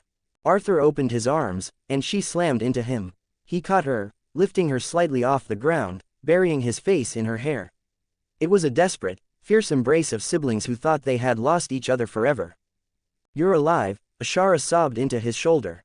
I'm here, Ash, Arthur said softly, his voice thick with emotion. I'm here. Lord Stark and I came together. He set her down, keeping his hands on her shoulders, looking her over to make sure she was real. Then, his gaze drifted past her. To Ned, and the boy in his arms.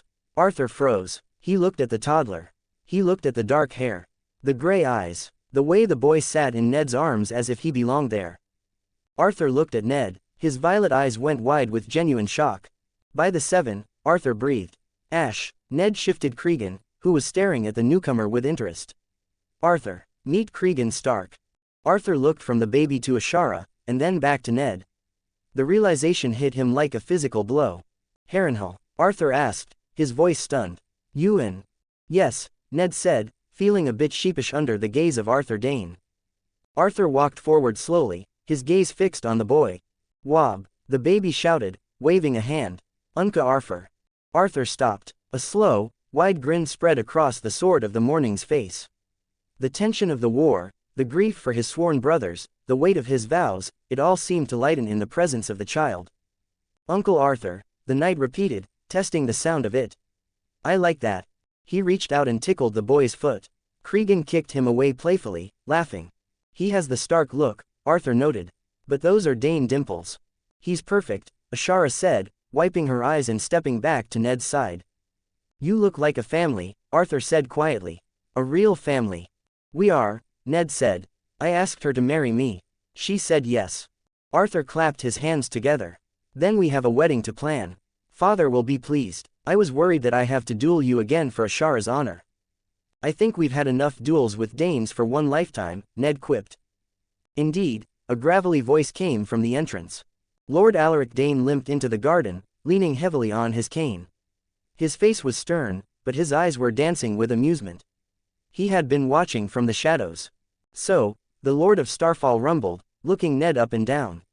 You finally named the boy. I did, Lord Dane, Ned said respectfully. Cregan Stark. Cregan, Alaric tested the name. Strong. Northern. Good. I was sick of not knowing what to call him. Boy. Was getting old. He walked over to Ned. He poked Cregan in the belly with a gloved finger. He has the Stark look, Alaric noted. But he has the Dane temper. He threw a bowl of porridge at the maester yesterday because it was too cold. He knows what he wants, Ned smiled. Just like his father, it seems, Alaric said, looking Ned in the eye. You intend to take them north? I do, Ned said. With your permission, I will make Ashara my wife, and Cregan my heir. Alaric sighed. He looked out at the sea, then back at his daughter. He saw the joy radiating off her. The north is cold, Alaric warned. And far. It is, Ned admitted. But it is home, and I will keep them warm. See that you do, Alaric grunted. Lord Dane tapped his cane on the stone. Well, what are we standing around for? The sun is setting, and my grandson has a name. That is cause for a feast. He gestured to the keep. Go, freshen up, wash the road off you, Stark. You smell like a horse. My daughter deserves a husband who doesn't smell like a stable. Yes, good father, Ned said. And Arthur, Alaric added, turning to his son. Put that white cloak away for tonight. Tonight, you are a Dane of Starfall. We drink Dornish red, not water. Arthur smiled. As you command, father. Ned watched them go, the old lord and the young knight. He looked down at Cregan, who was now yawning, his head resting on Ned's shoulder. He looked at Ashara, who was leaning into his side. Ready? Ned asked. Ready, Ashara said. They walked back toward the castle, the sound of the sea behind them and the promise of a future ahead. The Great Hall of Starfall was not like the Great Hall of Winterfell. In Winterfell, the hall was dark stone, drafts, and massive fireplaces. Here, the hall was open to the night air on one side, overlooking the river. Silk tapestries fluttered in the breeze. The tables were laden with fruits Ned couldn't name, peppers that smelled like fire, and fish that had been swimming that morning. Ned sat at the high table, washed, shaved, and dressed in a tunic of purple silk that Ashara had insisted he wear. Cregan sat on his lap, happily banging a silver spoon against the table and shouting commands at a bowl of mashed neeps. Eat, Ned encouraged, guiding a spoonful into the boy's mouth. No, Cregan declared, spitting it out. Meat, he's a wolf, all right, Arthur laughed from across the table. He was drinking wine, his face flushed, looking younger than Ned had ever seen him. Lord Alaric sat at the head of the table, watching the domestic chaos with a satisfied expression. So, Alaric said, cutting a piece of roast duck. The war is over. Robert Baratheon sits the Iron Throne. He does, Ned said, wiping neeps off his tunic. And what of the Targaryens? Alaric asked. The question quieted the table. House Dane had been loyalists. Aerys is dead, Ned said. Rhaegar is dead. Viserys and the Queen are in Dragonstone. I haven't known any news of them since then. Alaric nodded slowly. And Elia, what of the princess? Elia is safe, Ned said firmly. She is in Winterfell, or she will be soon. I sent her north with a heavy guard. She and her daughter Rhaenys are under my protection. And the boy, Aegon, dead, Ned lied smoothly. Killed in the sack. Alaric closed his eyes. A tragedy, but at least Elia lives. Dorne will not forget that, Lord Stark. You saved a daughter of Dorne. I did what was right, Ned said. And now? Alaric asked. What happens now? Now we rebuild, Ned said. I go north. I take my wife and my son. We sail in 3 days, Ned said. We have a ship to meet. The Star of the South, Alaric said. It is yours. It will take you to White Harbor. The feast continued late into the night. Musicians played sad, haunting Dornish songs that somehow sounded happy in the warm air. Ned drank more wine than he intended, his head buzzing pleasantly. He looked at Ashara. She was laughing at something Arthur said, her eyes sparkling. She looked alive. He looked at Cregan, who had finally fallen asleep in his lap, clutching the spoon like a weapon. This is it, Ned thought. This is what we fought for. Ned carried Cregan to the nursery adjoining Ashara's chambers. He laid the boy down in a crib carved from pale wood. Cregan sighed in his sleep, turning onto his side. Ned stood there for a moment, just watching the rise and fall of his son's chest. He felt a presence behind him. Ashara. She wrapped her arms around his waist, resting her chin on his shoulder. He likes you, she whispered. He likes food on my plate, Ned corrected softly. He likes his father, she said. She turned him around. In the moonlight streaming through the window, she looked ethereal. Stay with me tonight, she said. No more tents, no more letters, just us. Ned kissed her. Just us. The next morning, Ned woke to the sound of seagulls and the smell of lemons. For a moment, he panicked, reaching for ice. Then he felt the silk sheets, the warmth of the sun, and the soft breathing of the woman beside him. He relaxed. He got up quietly, dressing in his breeches. He walked out onto the balcony. Below, in the training yard, he saw Arthur Dane. The sword of the morning was moving through forms with a practiced sword. He moved like water, fluid and unstoppable. He was alone in the yard, practicing the dance he had perfected over a lifetime. Ned watched him for a moment. He knew Arthur carried the weight of his brother's deaths, the secret of the tower, and the fall of his prince. But here, in the sun of his home, he looked at peace. Ned walked back into the room. Ashara was awake, watching him. You're smiling, she noted. I am, Ned said. What are you thinking about? The future, Ned said. He sat on the edge of the bed. We have a lot of work to do, Ash. Winterfell, it's not like this. It's cold, it's hard, the people are grim. I know, she said, sitting up and pulling the sheet around her. But you are there, and Cregan is there. And we'll be together, Ned said. Ashara reached out and took his hand. That's enough for me. Ned kissed her hand. Outside, the sun climbed higher over the red mountains. The war was a memory. Winter was coming. But for now, it was summer. And the wolves were safe. 35 comments 0 vote. The wedding of Star and Wolf. The Twilight Garden. The sun began its descent into the summer sea, painting the sky in violent streaks of purple, gold, and blood orange. It was the kind of sunset that poets wrote songs about, but here, in the heart of Starfall, it felt like the world was holding its breath for what was to come. Eddard Stark stood in his guest chambers, staring at his reflection in a tall Myrish mirror. He didn't recognize himself. Gone was the mud-spattered soldier who had ridden down the Kingsroad. Gone was the grim warrior who had dismantled the Kingsguard at the Tower of Joy. In the mirror stood a lord. He wore a doublet of heavy grey velvet, embroidered with the direwolf of his house in silver thread, a gift from Lord Alaric, stitched in a single day by a dozen seamstresses working in shifts to ensure the Lord of Winterfell looked the part. He looked noble, but beneath the velvet, he was still the man who had marched through hell to get here. There was a knock at the door. Enter, Ned said. Arthur Dane stepped inside. The sword of the morning was dressed not in his Kingsguard white, but in the formal lavender and silver of House Dane.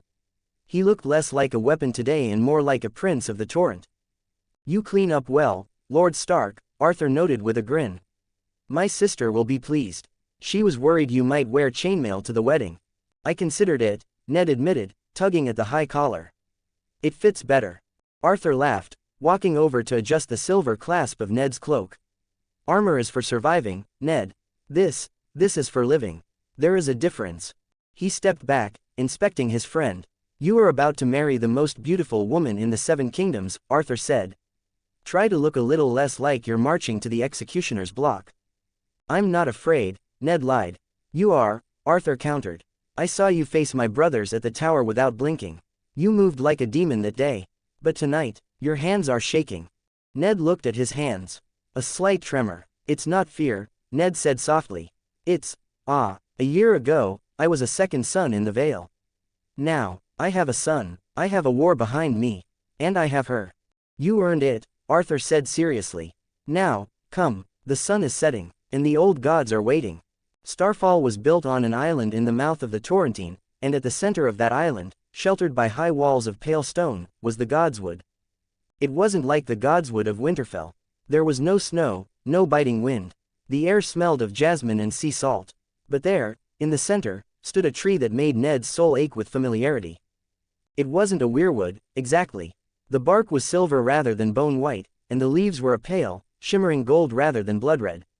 But the face carved into the trunk was ancient, weathered by 10,000 years of history. The Danes dated back to the Dawn Age. They remembered the old gods, even if they sang to the seven. The garden was filled with the household of Starfall. Servants, knights, cousins, everyone had gathered. Ned walked to the base of the tree.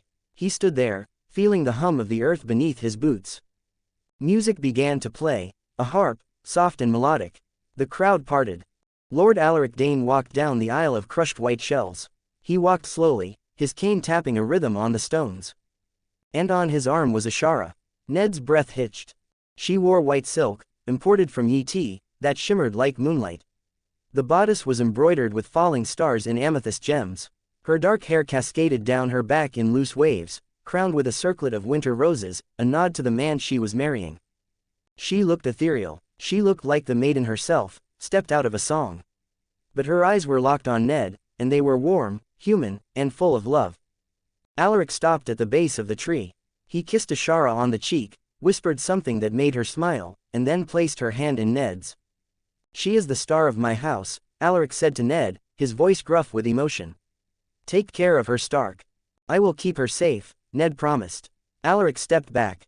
Arthur Dane stepped forward. In wedding of the first men, it fell to the kin to officiate. Who comes before the old gods? Arthur asked, his voice carrying clearly through the garden. Ned squeezed Ashara's hand. I, Eddard of House Stark, Lord of Winterfell. I come to claim a wife. Arthur turned to his sister. Who comes to be claimed? I, Ashara of House Dane, she replied, her voice steady and clear. I come to take a husband. Arthur looked at them both. Who gives her? Lord Alaric spoke from the side. I, Alaric of House Dane, her father. I give her. Lady Ashara, Ned said, turning to face her fully. I bring you the protection of the North. I bring you the shelter of my hearth. I bring you my heart, which has been yours since the first moment I saw you. He reached behind him and unclasped the heavy gray cloak from his shoulders. It was lined with wolf fur, warm and soft, emblazoned with the direwolf sigil. Ashara turned her back to him, bowing her head slightly. Ned draped the heavy wool over her shoulders. It covered the white silk of the Dane colors, symbolizing her entry into his protection. He fastened the clasp at her throat. With this cloak, I protect you, Ned vowed. Ashara turned back to him. She reached up and touched his cheek. With this cloak, I am shielded, she replied. I, Eddard, take you, Ashara, to be my wife, Ned said, reciting the ancient words. To be flesh of my flesh, heart of my heart, soul of my soul, from this day, until the end of my days. I, Ashara, take you, Eddard, to be my husband, she vowed, tears shining in her violet eyes. To be flesh of my flesh, heart of my heart, soul of my soul, from this day, until the end of my days. Arthur smiled. Then, in the sight of the old gods, and by the ancient laws of the first men, I declare you man and wife. One flesh, one heart, one soul. He looked at Ned. You may kiss the bride. Ned didn't hesitate. He took Ashara's face in his hands and kissed her. A cheer went up from the crowd. It wasn't the polite applause of a court wedding, it was a raucous, joyous shout from the Dornish men and women who loved their lady. From the side, a familiar squeal cut through the applause. Mama, Dada. Ned broke the kiss, laughing. He turned to see a maid holding Cregan. The toddler was clapping his hands, delighted by the noise. Bring him here, Ned ordered happily. The maid hurried forward. Ned took his son in one arm, keeping his other arm around his wife. Pack, Ned whispered to Ashara.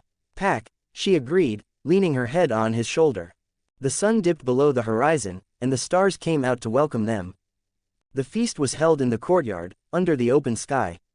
Torches flickered in iron sconces, and long tables groaned under the weight of the food. It was a stark contrast to the feasts Ned was used to. In the north, feasts were solemn affairs of meat and ale. Here, it was a riot of color and spice. Ned sat at the high table with Ashara. Cregan sat between them in a high chair that Lord Alaric had seemingly conjured from the nursery stores, happily smashing a piece of melon. This is, Ned started, looking out at the dancing couples. Different. Better, Ashara teased, sipping her wine. Warmer, Ned admitted, and spicier. My tongue is still burning from that soup. You'll get used to it, she promised. By the time we leave, you'll be putting chili flakes on your porridge. Lord Alaric tapped his goblet for silence. Tonight, Alaric said, his voice carrying over the courtyard, we celebrate not just a marriage, but a return. The sword has returned, and the star has found her sky. He raised his goblet to Ned. To Lord Stark, to Lord Stark, the courtyard roared. Ned stood, raising his cup. To House Dane, for your hospitality, for your honor, and for your daughter, I am the luckiest man in the 7 kingdoms. The feasting continued late into the night. Musicians played sad, haunting Dornish songs that somehow sounded happy in the warm air. Ned drank more wine than he intended, his head buzzing pleasantly. The next morning, the air in the courtyard was brisk with the scent of the sea. A sturdy carriage stood by the main gate, hitched to 4 sandsteeds. It was an enclosed wain, large enough to carry a coffin, or a wounded woman. Arthur Dane stood by the horses, checking the harness. He wore a simple traveler's cloak over his clothes, hiding the white armor beneath. Ned walked out to meet him. You're leaving. I am, Arthur said, tightening a buckle. Someone has to go back. I should go with you, Ned said, though his heart wasn't in it. He looked back at the keep where Ashara and Cregan slept. No, Arthur said firmly. You have a wife, Ned. A wife you haven't seen in 2 years. A son you just met. Stay here. Enjoy these few days of peace before the long voyage. Be a husband. Be a father. Ned hesitated. But Lyanna, I will bring her, Arthur promised. Howland and Willa are with her. I will take the carriage. We will travel slowly, carefully. By the time we return, she will be strong enough to board the ship. Arthur leaned in closer, lowering his voice so the stable boys wouldn't hear. I spoke to my father. What did you tell him? Ned asked. The truth he needs to hear, Arthur said. I told him that Lyanna Stark died at the Tower of Joy. That the fever took her. I told him that you, in your grief, could not bear to return to the place of her death. Arthur adjusted his gloves. I told him I am going to retrieve her body. I will bring her back here, put her on the ship, and you will take your sister's bones home to Winterfell. Ned nodded slowly. It was a grim cover story, but a necessary one. If Lyanna was dead before she even arrived at Starfall, no one would look for a living woman in the carriage.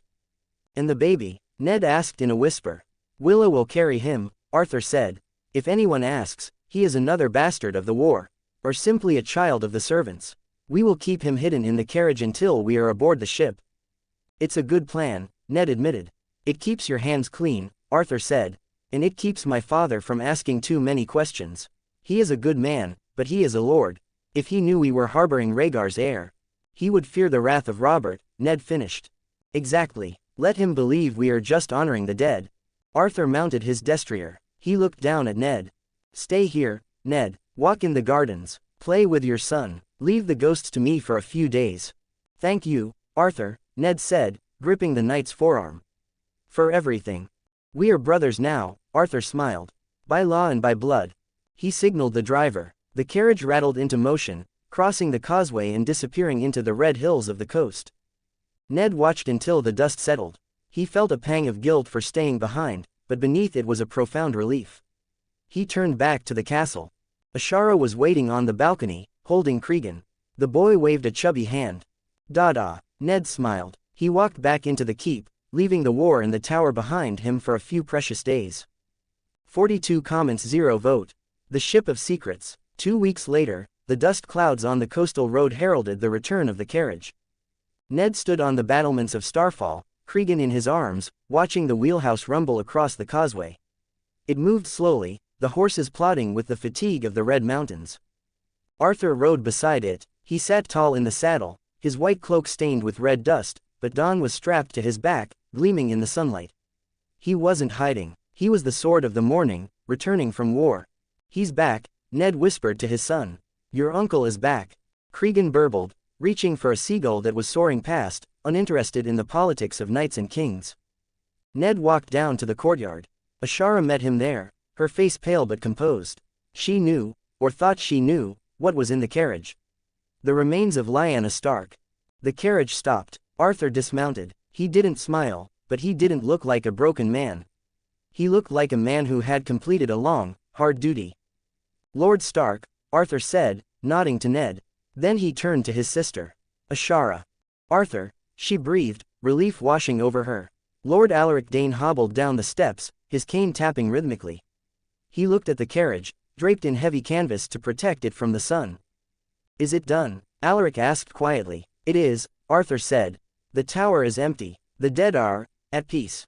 Ned stepped forward. He handed Cregan to a nursemaid and placed a hand on Lord Alaric's shoulder. Thank you, good father, Ned said, using the familial term with a weight of gratitude. For the carriage, for the ship, for harboring my family while I finished this grim business.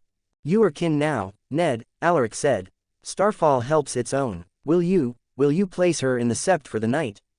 No, Ned said quickly, his voice tight. The ship is ready. I would prefer to load the cargo now. We sail at dawn. I want to get her home. The crypts of Winterfell are waiting. Alaric nodded understandingly. As you wish. The dead should not be kept waiting. The Star of the South is provisioned. Then we load, Ned said. He signaled to Arthur. They didn't let the household servants touch the carriage. Howland Reed, who had driven the team, hopped down. Together, the three men, Ned, Arthur, and Howland, guided the carriage down to the docks themselves, citing respect for the noble dead.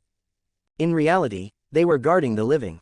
The next morning, the docks of Starfall were bathed in golden light. The Star of the South bobbed gently in the harbor, a sleek galley with sails dyed violet and silver. Ned stood on the pier, Cregan back in his arms. Ashara stood beside him, holding a travel cloak tight around her shoulders against the sea breeze. She looked back at the castle that had been her home for 20 years. Lord Alaric Dane looked at his family. He looked old today. He was losing his daughter and his grandson to the frozen north. The north is far, Alaric said, his voice gruff. It is, Ned agreed. But the road is open. You will always have a hearth at Winterfell, good father. Come spring, you must visit. Cregan will need to know his mother's land. Alaric looked at Cregan. He reached out with a trembling hand and touched the boy's cheek. Grow strong, little wolf, Alaric whispered. And remember where the stars fall. Cregan grabbed his grandfather's finger and shook it. Bah. Alaric smiled, a sad crinkling of eyes. He turned to Ashara. Be happy, daughter, he said. That is all I ask. I will, father, Ashara promised, kissing his cheek. I will write, every moon. Alaric turned finally to Arthur. And you, Alaric said. You leave with them. I do, Arthur said. He wasn't wearing the white armor today. He wore the lavender of his house, though Dawn still hung at his hip. The Kingsguard, it died with Aerys.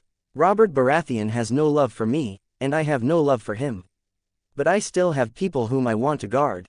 You are always the sword of the morning, Alaric reminded him. Wherever you go. I know, Arthur said. Protect them, Alaric commanded. Protect my blood. With my life, Arthur vowed. They embraced. A stiff, warrior's hug that spoke volumes. Go, Alaric said, stepping back. Before the tide turns. Ned bowed. He led his family up the gangplank. The sailors cast off the lines. The great sails unfurled, catching the wind with a snap like a cracking whip. As the ship pulled away, churning the blue water into white foam, Ned looked back. He saw the lonely figure of Lord Dane standing on the pier, watching them go until he was just a speck against the pale stone of Starfall. The Star of the South cut through the summer sea. The deck pitched gently, a soothing rhythm that seemed to lull Cregan to sleep almost immediately.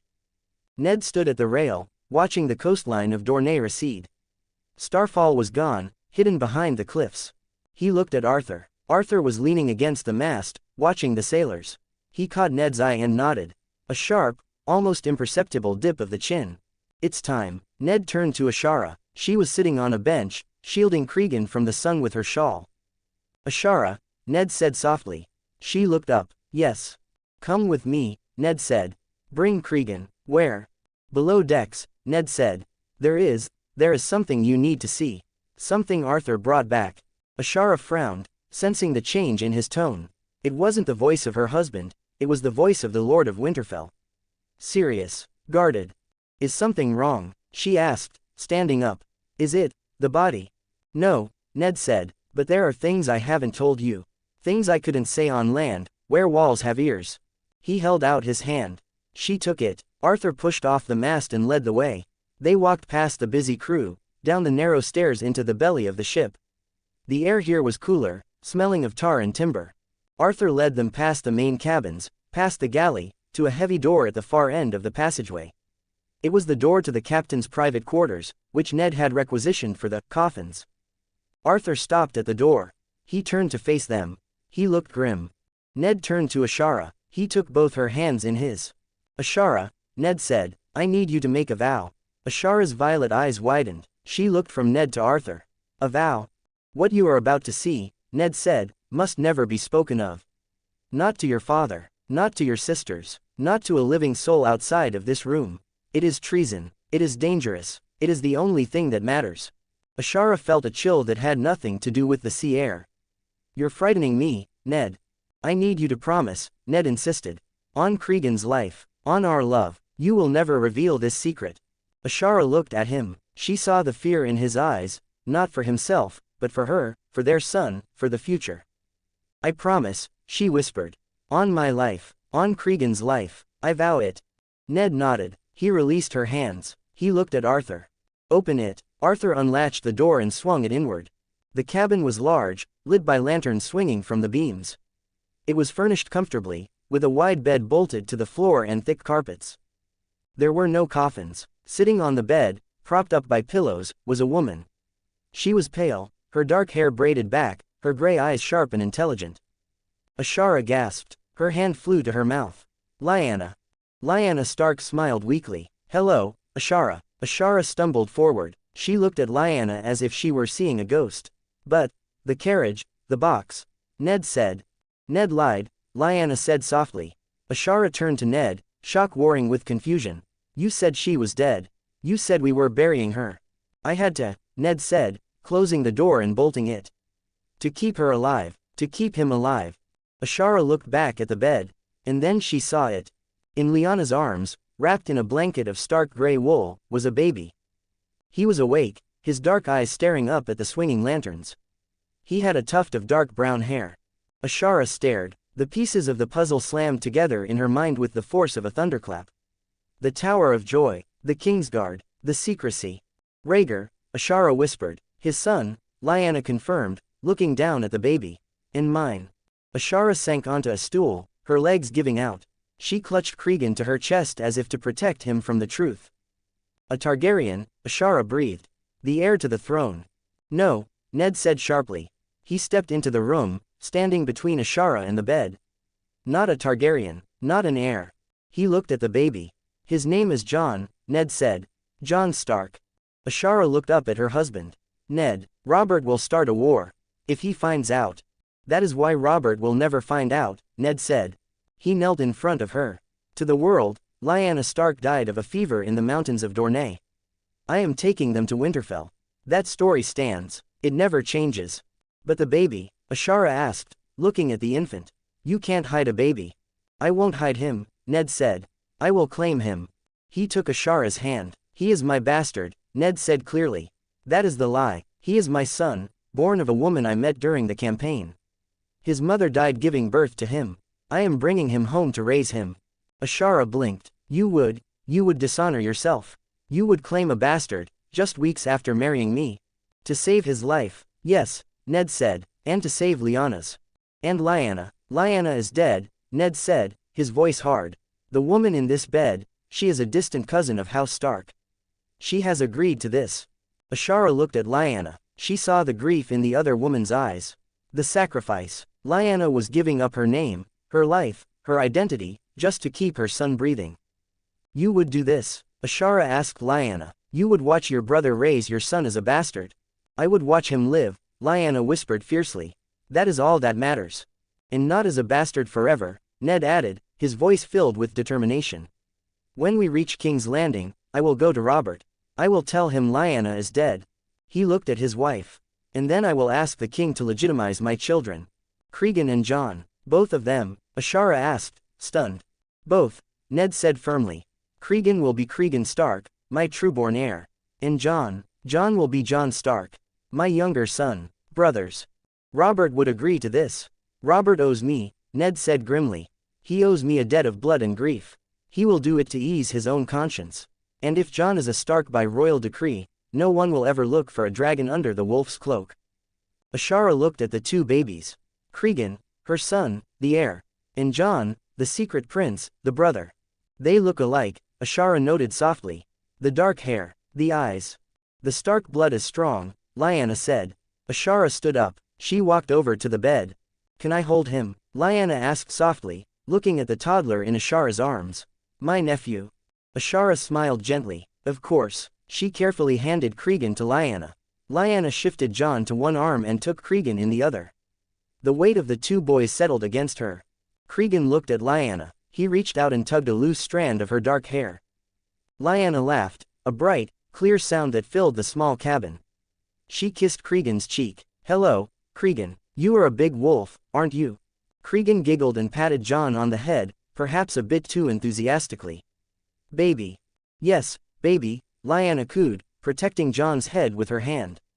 This is Jon, your brother. Ashara watched them, the dead woman holding the future of House Stark in her arms. The fear in her chest began to ease, replaced by a fierce protectiveness. We are a pack, Ashara said, repeating the words they had shared in Starfall. The lone wolf dies, but the pack survives. Howland Reed stepped out from the shadows of the corner where he had been watching. The ship is secure. The crew are Dane men, loyal to Arthur. They won't talk. And Willa? Ashara asked, looking at the wet nurse who was folding linens. Willa will confirm the story, Arthur said from the door. If anyone asks, she tended the mother who died. She knows the stakes. Ned looked around the room. The conspirators. We sail for King's Landing first, Ned said. I will share news to Robert.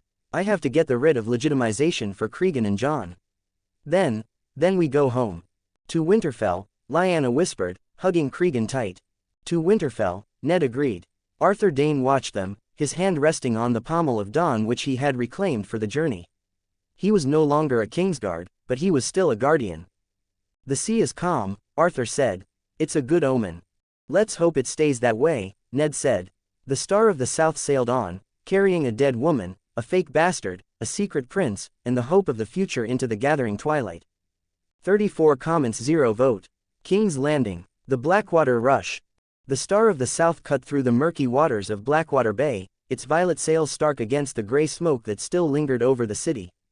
10 days at sea had been a balm, but seeing King's Landing again felt like reopening a wound. The city smelled of charred timber and raw sewage, a perfume that no amount of sea breeze could mask. Ned stood at the prow, Cregan in his arms. Ashara stood beside him, her face pale but composed.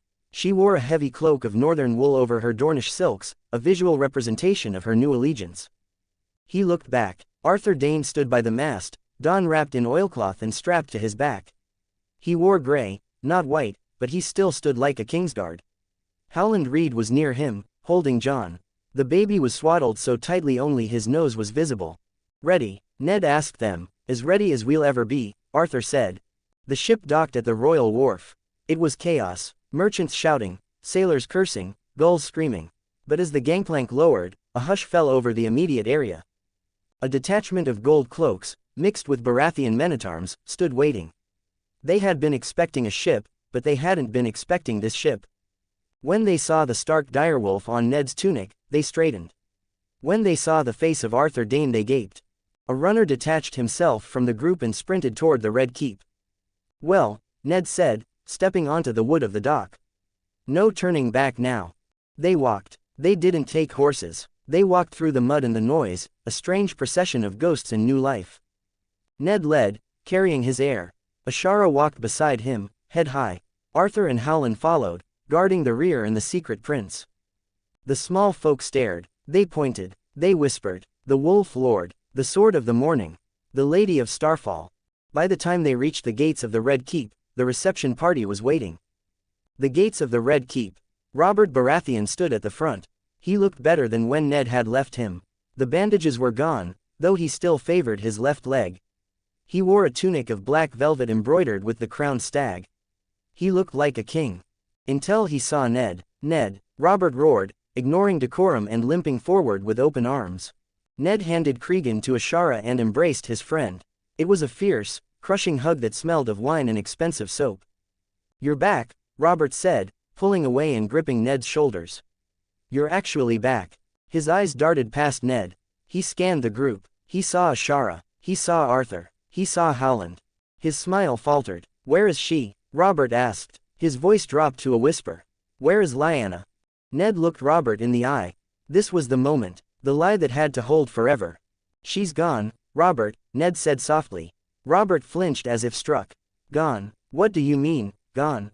"The fever," Ned lied, his voice heavy with genuine grief for the sister he had lost to secrecy, if not death. "It took her. By the time I reached the tower, she was in the final stages. She was too weak to move. She died in my arms, Robert." Robert stared at him. His face crumbled. The rage, the hope, the vengeance, it all drained out of him, leaving a hollow man. "No," Robert whispered. "No, I killed him. I killed the dragon. It was supposed to fix it." He looked up, his eyes finding Arthur Dayne standing stoically behind Ned. The grief vanished, replaced by a sudden, white-hot fury. "You!" Robert screamed. He shoved past Ned, his hand going for the warhammer that hung at his belt. "You kept her there," Robert roared, advancing on Arthur. "You watched her die. You guarded her cage while that monster raped her."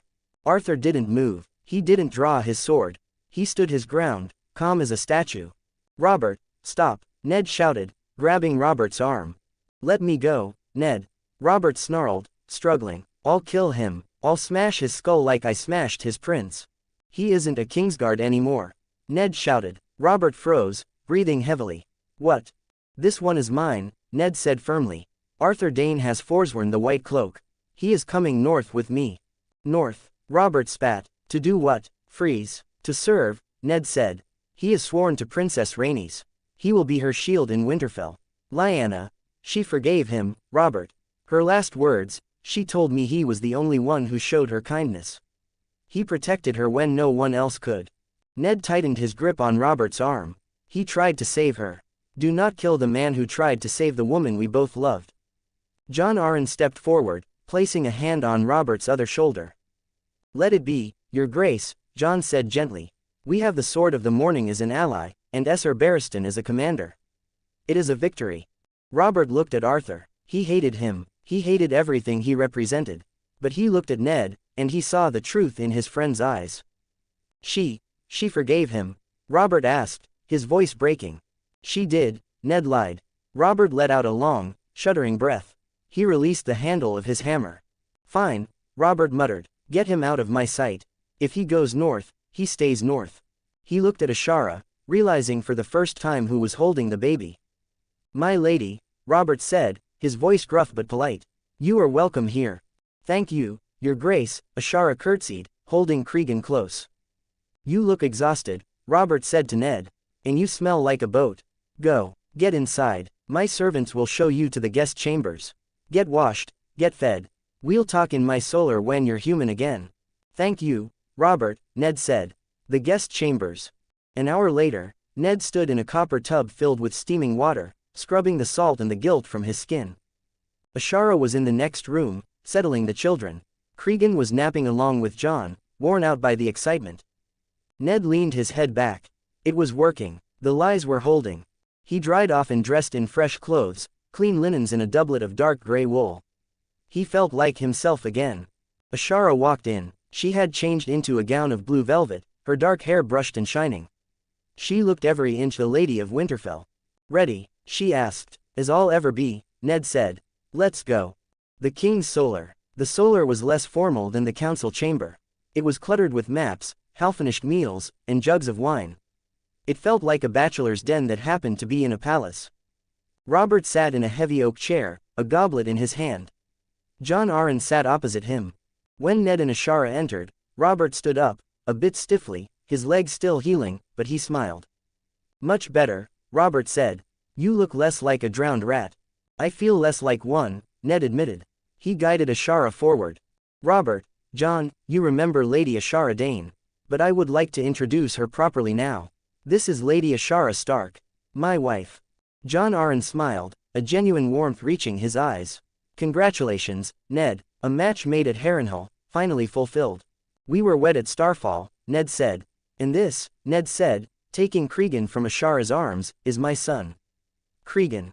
Robert looked at the toddler. He saw the dark hair, the gray eyes. He looked at the size of the boy, solid, sturdy, and clearly walking.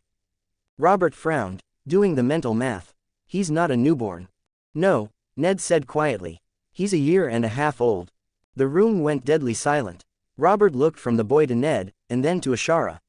His eyes widened comically. A year and a half. Robert sputtered. But that means, Harrenhal. Harrenhal, Ned admitted, feeling the heat rise in his cheeks. Robert stared for a second longer, and then he threw his head back and roared with laughter. It was a booming, thunderous sound that shook the dust from the rafters. You, Robert howled, slapping his knee. You bedded the most beautiful woman in the kingdoms in a tent. John Arryn looked equally shocked, though less amused. Ned, you acted dishonorably. Before marriage. We were young, Ned said, standing his ground. You sly dog. Robert wiped a tear from his eye. I thought you were made of ice. And here you were, making airs before I even picked up my hammer. He walked over and looked at Cregan with new respect. Well, he's a Stark, all right. Look at that scowl, just like his father. He was born out of wedlock, Ned said seriously. By law, he is a Snow. Or a Sand. Details. Robert waved a hand. You married the mother. That counts for something. I have another, Ned said. Robert stopped laughing. Another what? Another son, Ned said. The silence returned, heavier this time. John, Ned said, his mother, she died. Giving birth to him during the campaign. Ned said, it was a moment of weakness. The war, the uncertainty. Robert stared at him, slack-jawed. You have two bastards. John Arryn looked like he needed to sit down. Ned, this is unlike you. I am a man, John, Ned said stiffly. Not a statue. Gods, Ned, Robert shook his head, looking impressed and bewildered. I thought I was the one leaving bastards all over the 7 kingdoms. You've been busy. I want to legitimize them, Ned said. Legitimize? John Arryn asked sharply. Ned, think. You have a wife. You will have trueborn sons. Why complicate the succession with bastards? Cregan is my firstborn, Ned said firmly. He is of my blood and Ashara's. We are married now. I want him to be Cregan Stark, my true heir. And the other one? Robert asked. They are brothers, Ned said. I will not have John grow up with the stain of Snow on his name while Cregan is a lord. I want them both to be Starks. Cregan is the heir, John is the younger brother. A shield for the north. He looked at Robert. You are the king. You can do this. A royal decree, legitimizing both of my sons in one stroke. Robert looked at Ned. He saw the grief in his friend's face, grief for Lyanna, grief for the war. He saw a man trying to put his broken world back together by gathering his blood close. You want them both to be Starks? Robert asked. Truly. I do, Ned said. I promised John's mother I would keep him safe. And I promised Ashara that Cregan would never be looked down upon. Ashara stepped forward, holding Cregan. They will be raised as brothers, your grace. In Winterfell, we are a family. Robert looked at the beautiful woman, the sturdy toddler, and his oldest friend. He shrugged. Done. Write the decree, John. I'll sign it. Cregan Stark and John Stark. Hell, if you have any more hiding in the hallway, bring them in, I'll sign for them too. Thank you, Robert, Ned said, the tension leaving his shoulders. Robert poured himself more wine. The happy mood seemed to evaporate as he looked at the maps on the table. I have news too, Robert said, his voice turning sour. John here, he's been busy. Making peace, John Arryn corrected. Making deals, Robert grumbled. He wants me to marry Cersei Lannister. Ned raised an eyebrow. Tywin's daughter. To bind the realm, John Arryn explained.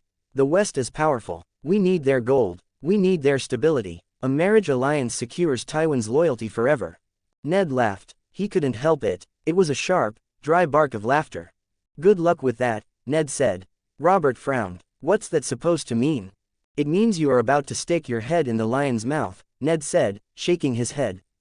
Tywin Lannister doesn't have allies, Robert. He has subjects. If you marry his daughter, you invite him into your bed. Into your council. Into your life. I can handle Tywin, Robert said, though he didn't sound convinced. Can you? Ned asked. He sacked your city to impress you. Imagine what he'll do to keep you happy. Robert groaned. I know. I don't want her. I don't want any of it. I don't want to be king, Ned. I never did. He looked around the solar, at the maps and the papers. You pushed me into this chair, Robert accused, pointing a finger at Ned. You and Jon. Robert has the claim. Robert is the leader. All I wanted was Lyanna. All I want now is a bloody battle. A horse between my legs and a hammer in my hand. Not this. I know, Ned said softly. I know how much you love a battle. And wine. And women. You don't have to tell me that. Robert chuckled, a sad sound. You know me too well, Ned. That's the problem. You're the only one who remembers I'm just a man, not a statue. You're the king now, Ned said. Statues don't bleed. Men do. 42 comments 0 vote. The price of the North. The king's solar. The door closed behind Ashara, leaving the room feeling suddenly larger and colder. The heavy oak barrier shut out the sounds of the castle, the servants, the guards, the life of the court, leaving only the three architects of the new world in a haze of wine fumes and map dust. Robert Baratheon leaned back in his chair, the wood creaking under his bulk. He looked at the closed door, a wistful expression on his face. She's a beauty, Ned, Robert said, shaking his head. You lucky frozen bastard, Ashara Dane. The men at Harrenhal would have killed to dance with her, and you, well, you did more than dance.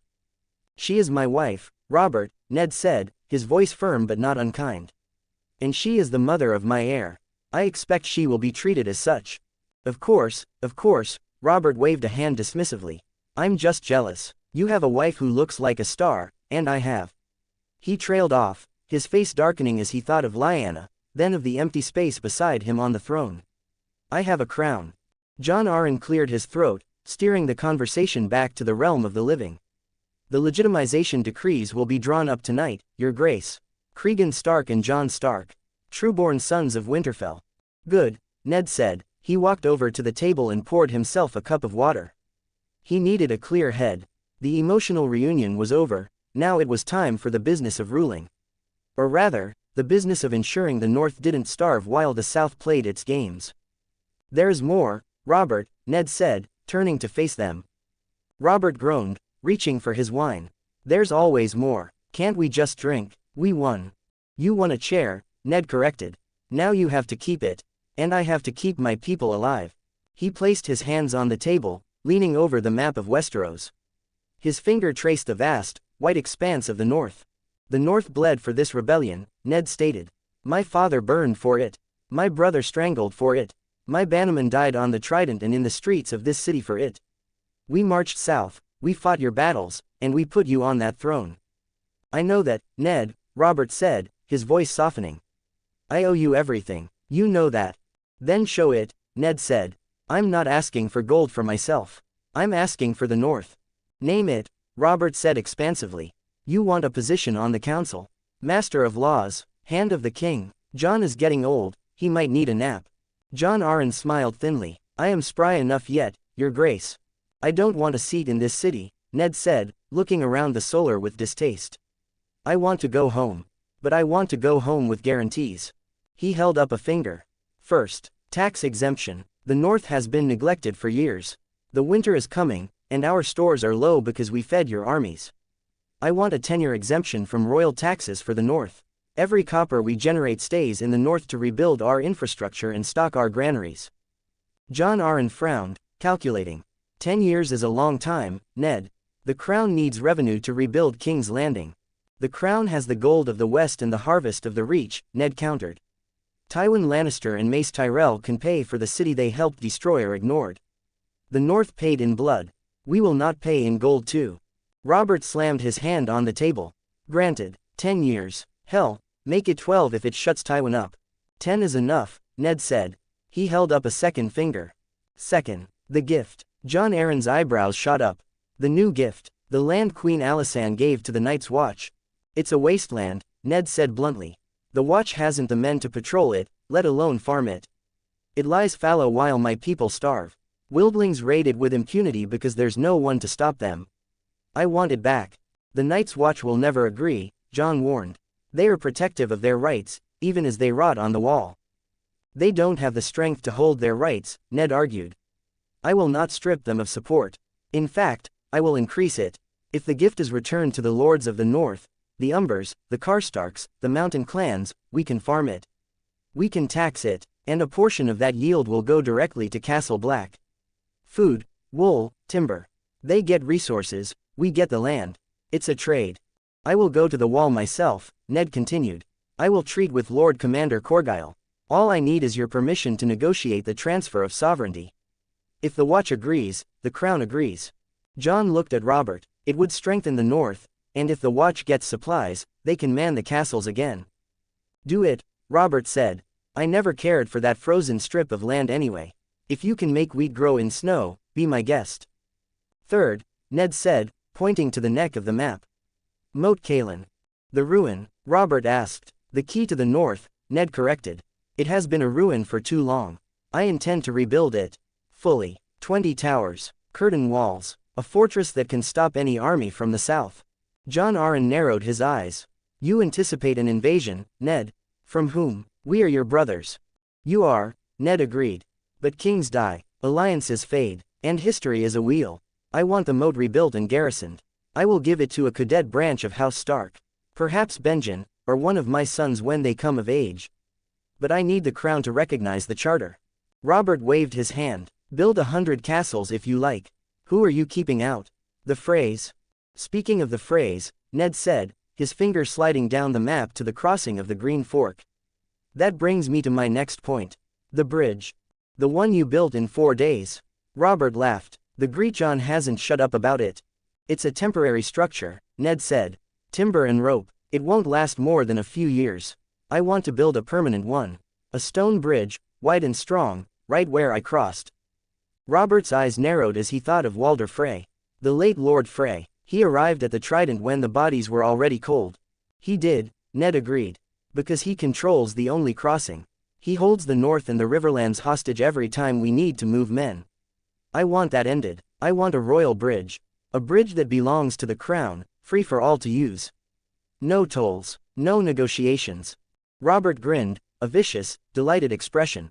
A free bridge right next to his tollbooth. That would ruin him. It would make him irrelevant, Ned corrected. I love it, Robert declared. Do it, build it high, call it the King's Crossing, just to spite the old weasel. A nice gift for his loyal service in arriving late. Jon Arryn sighed, the master of coin in him wincing. A stone bridge across the Green Fork is a massive undertaking, Robert. The cost. I have a solution for that too, Ned said, leaning back in his chair. You want to marry Cersei Lannister to bind the West, don't you? It is necessary, Jon nodded. The Lannisters shit gold, Ned said bluntly. Or so the sayings go. Let's find out. He looked at Robert. If Tywin Lannister wants his daughter to be queen, make him pay for the privilege. Tell him the dowry for Cersei isn't just a wedding feast. It's the cost of the bridge. And the cost of rebuilding King's Landing. Ned grinned, a rare, wolfish expression. Ask for a mountain of dragons, Robert. If he wants the throne in his family line, he will pay it. Even if he grinds his teeth to dust doing it. Robert stared at Ned, then burst out laughing. It was a genuine, belly-shaking roar. Make Tywin pay for the bridge that ruins Frey. Robert gasped, wiping tears from his eyes. Ned, you are evil. I can just see his face. That stoic, golden prick having to open his vaults to buy a crown. He'll pay, Ned said confidently. He's already committed. He can't back out now. Consider it done, Robert said, still chuckling. We'll bleed the lion to feed the realm. Brilliant. And finally, Ned said, his finger moving to the western coast of the north. A fleet. Jon Arryn sat up straighter. A fleet. The north has no sea power, Ned said. We rely on the Manderleys, but they are on the east coast.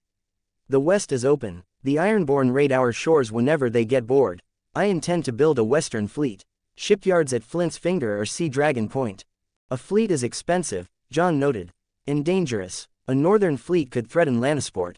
Or protect it, Ned countered. Robert, listen to me. The Ironborn, Balon Greyjoy is sitting on Pike, watching us. He sees a new king, a realm bleeding from civil war. He thinks we are weak. He thinks the dragons are gone and the stags are soft. Ned leaned in, his voice dropping to a warning growl. They have brains the size of peas, but they have ships. They will rebel. Maybe not this year, maybe not next. But they will come for the spoils. When they do, I want to be able to meet them at sea, not chase them through the wolfswood after they've burned my villages. Robert's eyes lit up. Let them rebel. I'll smash them too. Better to smash them before they land, Ned said. I need timber rights and I need shipwrights from the Vale and the Stormlands to teach my men. Will you support this? Robert looked at the map. He imagined the Iron Fleet burning. He liked the image. Build your boats, Ned. Build 1,000 of them. If the squids rise, we'll turn the Iron Islands upside down. Then the North is satisfied, Ned said, stepping back from the table. We will rebuild. We will hold the wall. And we will keep the king's peace. He looked at the two men. They were his family, in blood and in bond. Now, Ned said, changing the subject to the one loose end that had been nagging him. What of the Dragonstone garrison? What of the Queen and Viseries? The mood in the room shifted instantly. The triumphant air evaporated, replaced by a sullen, heavy silence. Robert scowled, staring into his wine cup as if it had offended him. Gone. Gone, Ned asked. Stannis. Robert spat the name. He let them go. He didn't let them go, John Arryn corrected gently. The storm. The storm, Robert roared, slamming his cup down. He had the royal fleet. He had the Redwyne fleet backing him. And he let a pregnant woman and a boy slip through his fingers in a rowboat. The storm destroyed the Targaryen fleet, John explained to Ned. It smashed them against the rocks of Dragonstone. But amidst the chaos, Willem Darry smuggled the queen and the prince out. They sailed to Braavos. Stannis failed, Robert grumbled. He sat there and let them escape. Stannis took the island, Ned pointed out. He secured the ancestral seat of House Targaryen. That is a victory, Robert. A hollow one, Robert muttered. Without the boy, the war isn't over. Not really. Viserys will grow up, he'll find an army, he'll come back.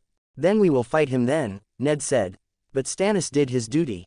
Duty, Robert mocked. He's always going on about duty. Well, I've given him a new duty. He can rot on that rock. Ned frowned. What do you mean? I named him Lord of Dragonstone, Robert said, looking pleased with himself. It's fitting. He likes rocks. He can sit there and stare at the sea and think about how he lost the last dragons. Ned froze. His internal wiki flashed red. You made him Lord of Dragonstone? Ned asked slowly. Yes, Robert said, and I gave Storm's End to Renly. Renly? Ned asked incredulously. He's a child. He's 6 years old.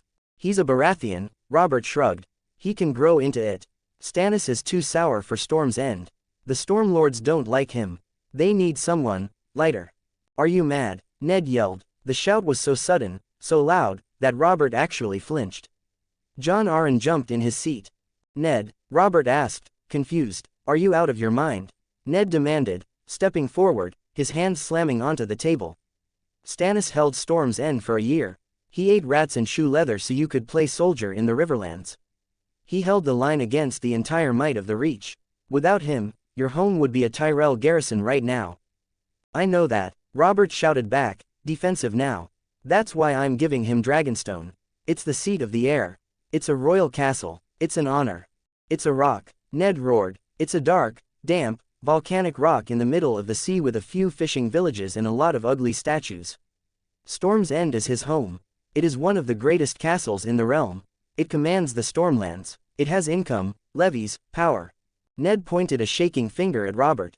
To give Storm's End to a 6-year-old boy who spent the war in safety, and to give Stannis, the man who starved for you, a bleak island. Robert, that is not an honor. That is an insult, a slap in the face. It's the traditional seat of the crown prince. Robert argued, though he looked less certain now. It means he's my heir. Until you have a son. Ned countered. And then what? Then he's just the lord of a rock, while his baby brother holds the ancestral seat that he defended. Do you think Stannis cares about symbolism? He cares about justice. He cares about what is right. Ned took a breath, calming himself, lowering his volume but increasing the intensity. And think about the politics, you fool. Hoster Tully. What about him? We just betrothed Catelyn Tully to Stannis, Ned reminded him. Do you think Hoster Tully wants his daughter to live on a volcanic rock? He agreed to the match because he thought Stannis would be Lord of Storm's End.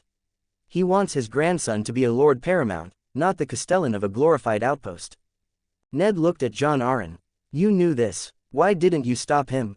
Jon sighed, rubbing his temples. I tried, Ned, but Robert, he was angry about visories. He wanted to punish Stannis. I thought perhaps if you spoke to him. You waited for me to be the bad guy, Ned realized. I waited for the only man Robert listens to when he's shouting, Jon corrected. Ned turned back to Robert.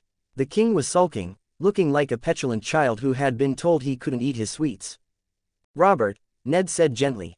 Stannis is your brother. He is loyal. He is iron. But iron breaks if you hit it hard enough. Don't break him. Don't turn him against you. You need him. You need him as master of ships who can hold the narrow sea. Give him Dragonstone as a command, yes. But give him Storm's End as his seat. But Renly can wait, Ned said. Renly can have Dragonstone when he comes of age, if you haven't had a son by then. Or give Renly nothing. He's the third son. He expects nothing. Robert grunted. He picked up his wine cup, swirled the dregs, and downed it. He's going to be insufferable about it, Robert muttered. He'll grind his teeth and tell me how I should have done it sooner. He will, Ned agreed with a smile. But he will be on your side. Wholly and truly. Robert sighed. Fine. Stannis gets Storm's End. Renly gets, I don't know, a pony. Are you happy now, Stark? I am, Ned said, sitting back down. And Stannis will be too. Even if he never admits it. He won't, Robert chuckled. Miserable bastard. The tension in the room dissipated. The decisions were made. The realm was shaped. So, Robert said, clapping his hands together. Business is done. No more talk of taxes or rocks or ships. Tomorrow, you leave. At dawn, Ned said. Then tonight, Robert declared, we feast. A real feast. Not that sour stuff we had at the coronation. I want boar. I want ale. And I want to celebrate your wedding properly, Ned. You didn't even invite me. It was a small affair, Ned apologized. We'll make up for it, Robert promised. Tonight, the dragon is dead, the wolf is married, and the stag is king. Tonight, we drink until we forget what blood tastes like. The feast in the Great Hall was a raucous affair. The tables were packed with lords from every corner of the Seven Kingdoms. The mood was high, the war was over, the harvest was coming in, and the new king was generous with his wine. Ned sat at the high table, Ashara beside him. Cregan was asleep in a basket under the table. Robert was in his element. He was loud, boisterous, hugging serving girls and challenging lords to drinking contests. He looked happy. But Ned saw the cracks. He saw the way Robert's eyes would sometimes drift to the empty space where Lyanna should have been. He saw the way he drank not for joy, but to drown the silence. He will never be whole, Ned realized. The crown is a bandage over a wound that won't heal. Jon Arryn sat on Robert's other side, looking weary but content. He had held the realm together. He had built a coalition out of nothing. And Stannis Baratheon sat at the end of the table. He wasn't drinking. He wasn't smiling. He was cutting his meat with precise, surgical strokes. Ned picked up his cup and walked over to him. Lord Stannis, Ned said. Stannis looked up. His blue eyes were cold, his jaw set. Lord Stark. I wanted to congratulate you, Ned said. On the betrothal. Lady Catelyn is a fine woman. Strong. Dutiful. She brings the Riverlands, Stannis said flatly. It is a necessary alliance. She will make a good lady of Storm's End, Ned added pointedly. Stannis paused. He put down his knife. He looked at Ned, really looked at him. Robert, he intended to give me Dragonstone, Stannis said. It wasn't a question. Stannis knew his brother. He considered it, Ned admitted. He thought it an honor. The seat of the heir. He thought it a punishment, Stannis corrected bitterly. For letting the children escape. Perhaps, Ned said, but he was reminded of your service. Of the siege. Of the fact that you held his home when he could not. Stannis ground his teeth. A muscle in his jaw jumped. You reminded him, Stannis deduced. I merely pointed out the truth, Ned said lightly. Storm's End belongs to you, Stannis. By right and by merit. Hold it well. Stannis stood up. He was a stiff, awkward man, uncomfortable with gratitude. I will, Stannis said. He held out his hand. Thank you, Lord Stark. The next morning, the docks were quiet. The revelry of the night before had left the city hungover and slow. Ned stood on the pier with Robert and Jon. This is it, then, Robert said. He looked terrible, eyes red, face puffy, but he had come to see them off. It is, Ned said. You'll come back? Robert asked. For the tourneys, for the councils. I'll come back, Ned promised. When the snows melt. That could be years, Robert grumbled. Then come north, Ned said. Bring your court to Winterfell. We'll hunt in the Wolfswood. It will be like old times. I might just do that, Robert said. Get away from these spiders and bootlickers. He hugged Ned one last time. Be safe, Ned. Give my love to your boy. And the other one. I will, Ned said. He turned to Jon Arryn. Watch him, Jon, Ned whispered. I will, Jon promised. Go home, Ned. You've done your duty. Ned walked up the gangplank. Ashara was waiting for him at the rail, Cregan in her arms. Arthur stood behind her, watching the Red Keep with a guarded expression. The lines were cast off. The ship drifted away from the dock. As the city receded, turning into a smudge of smoke and stone against the sky, Ned felt the weight finally lift. The south was behind him. The war was behind him. Ahead lay the sea, and beyond that, the White Knife. And beyond that, Winterfell. Ned Stark put his arm around his wife. He looked at his son. He thought of Jon, sleeping in the cabin below. Take us home, Ned said to the captain. The sails filled with wind. The ship surged forward. The Wolf was going home. 45 comments 0 vote. Back to north. The docks of King's Landing were loud, smelly, and chaotic, but to Ned Stark, they looked like the gates of heaven. He stood by the gangplank of the Star of the South, watching as the last crates of supplies were loaded. The city loomed behind him, a beast he had wrestled and tamed, but he was done with it. He was done with the heat, the politics, and the smell. Robert Baratheon limped down the pier, flanked by Jon Arryn and New Kingsguard, Barristan Selmy leading them in his pristine white cloak. Leaving so soon? Robert asked, clapping a hand on Ned's shoulder. The throne is still warm. It's yours, Robert, Ned said. Try not to break it. Robert snorted. I give it a week before I'm bored and declare war on Essos just to get out of council meetings. Don't joke, Jon Arryn sighed. We have enough wars. Robert looked at the ship, then back at Ned. He lowered his voice. You're sure about this? Taking the boy, taking Arthur Dayne. Arthur is a good man, Ned said firmly. And the boy, he is my blood. The North protects its own. You're a better man than me, Ned, Robert said, shaking his head. If I had a bastard, I'd probably send him to the wall before letting him near my wife. My wife is Dornish, Ned reminded him with a smile. They have different views on these things. Robert laughed. True enough. Well, go on then. Go freeze your balls off in Winterfell. But send me a raven when the snow melts. I might come up and drink your cellar dry. You're always welcome, Bobby, Ned said. They hugged. A brief, fierce embrace of brothers who had survived the fire. Ned turned to Jon Arryn. Good luck, Jon, Ned said. You have the hardest job in the kingdom. Running it. Jon smiled tiredly. Someone has to be the adult in the room. Safe journey, Ned. Ned nodded. He walked up the gangplank, turning one last time. Robert raised a fist in farewell. As the lines were cast off and the ship drifted into the Blackwater rush, Ned let out a breath he felt he had been holding for a year. Finally, he muttered. Once the city was a smudge on the horizon, Ned went below decks. The cabin was quiet. Ashara was sitting by the window, rocking Cregan. Lyanna was sitting on the edge of the bed, staring at a small glass phial in her hands. Arthur Dayne stood by the door, watching her. He had shed his grey traveler's cloak and wore simple leathers, Don leaning against the wall. Is it done? Lyanna asked without looking up. It is, Ned said, closing the door and bolting it. Robert thinks you are dead. The realm thinks you are dead. We are free. Lyanna looked at the phial. Free, she whispered, but hidden. For now, Ned said. Until Jon is grown, until the danger passes. Arthur stepped forward. I found it in the Street of Alchemists, he said, nodding to the phial. Red dye from Tyrosh. It will stain deep. Red, Lyanna mused. Like a Tully. Like a Wildling, Ned corrected with a smile. Kissed by fire. Lyanna sighed. She uncorked the bottle. The smell of chemicals filled the small room. Help me, she said to Ashara. Ashara handed Cregan to Ned and sat on the bed behind Lyanna. She took a comb and began to work the dye through Lyanna's dark stark hair. It was a slow, transformative process.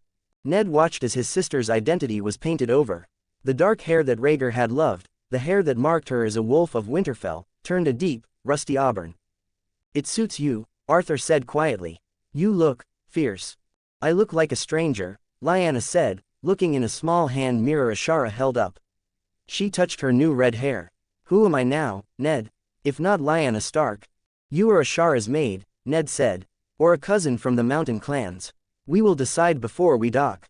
But for the journey, you are just a woman coming home. And the mask? Lyanna asked, picking up a veil of heavy gray silk. Wear it, Ned said. Tell anyone who asks that you were burned when you were small. Or that you have a pox. People avoid sickness. It will keep prying eyes away. Lyanna tied the veil over her face, leaving only her gray eyes visible.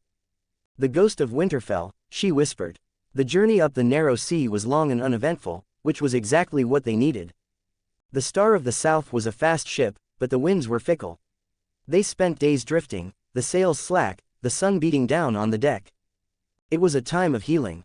Ned spent hours on the deck with Cregan, teaching the toddler the names of the rigging, the birds, the fish. He practiced his force techniques in secret, moving small objects when no one was looking, expanding his senses into the deep water to feel the fish swimming below. He also spent time with Jon. The baby was quiet, watchful. He didn't cry much, he just stared at the world with those dark, solemn eyes. He knows, Lyanna said one evening as they sat on the deck under the stars. She had her veil down, the darkness hiding her face. He knows he's different. He's a baby, Leah, Ned said gently. He knows he's hungry and he knows he's tired. Arthur joined them, sitting on a coil of rope. He looked at the moon reflecting on the water. White Harbor in 2 days, Arthur said. Lord Manderley is expecting us. Wyman Manderley is a good man, Ned said. Loyal, but he talks. We have to be careful. I will be silent, Lyanna promised. White Harbor. The merman's court rose from the mist like a white dream. White Harbor was the only true city in the north, and compared to the stink of King's Landing, it was pristine. The walls were whitewashed, the streets were clean, and the air smelled of cold salt and fish. The Star of the South glided into the harbor, guided by Manderley pilot boats. On the main pier, a welcoming party was assembled. Lord Wyman Manderley stood at the front. He was a massive man, even now, though not yet the mountain of flesh he would become in later years. He wore a teal doublet with a white trident embroidered on the chest. Ned stood at the rail, Ashara beside him. Arthur stood behind them, a silent sentinel. Lyanna, now the veiled woman, stayed back, blending into the shadows of the mast with Willa and the children. The gangplank lowered. Lord Stark, Wyman Manderley boomed, his voice carrying over the water. Welcome home. The North has missed you. Ned walked down the plank, Ashara on his arm. Lord Manderley, Ned greeted, clasping the large man's hand. It is good to breathe northern air again. And who is this? Wyman asked, his eyes twinkling as he looked at Ashara. The rumors were true, then. The wolf caught a star. Lady Ashara Stark, Ned introduced her. My wife. Wyman bowed as low as his girth would allow. My lady, White Harbor is honored. You bring beauty to our cold shores. You are too kind, my lord, Ashara said with a charming smile. Wyman looked past them to Arthur Dane. His eyes widened slightly. He recognized the man. Everyone recognized the Sword of the Morning, even without the white armor. Sir Arthur? Wyman asked, surprised. He travels with us, Ned said quickly.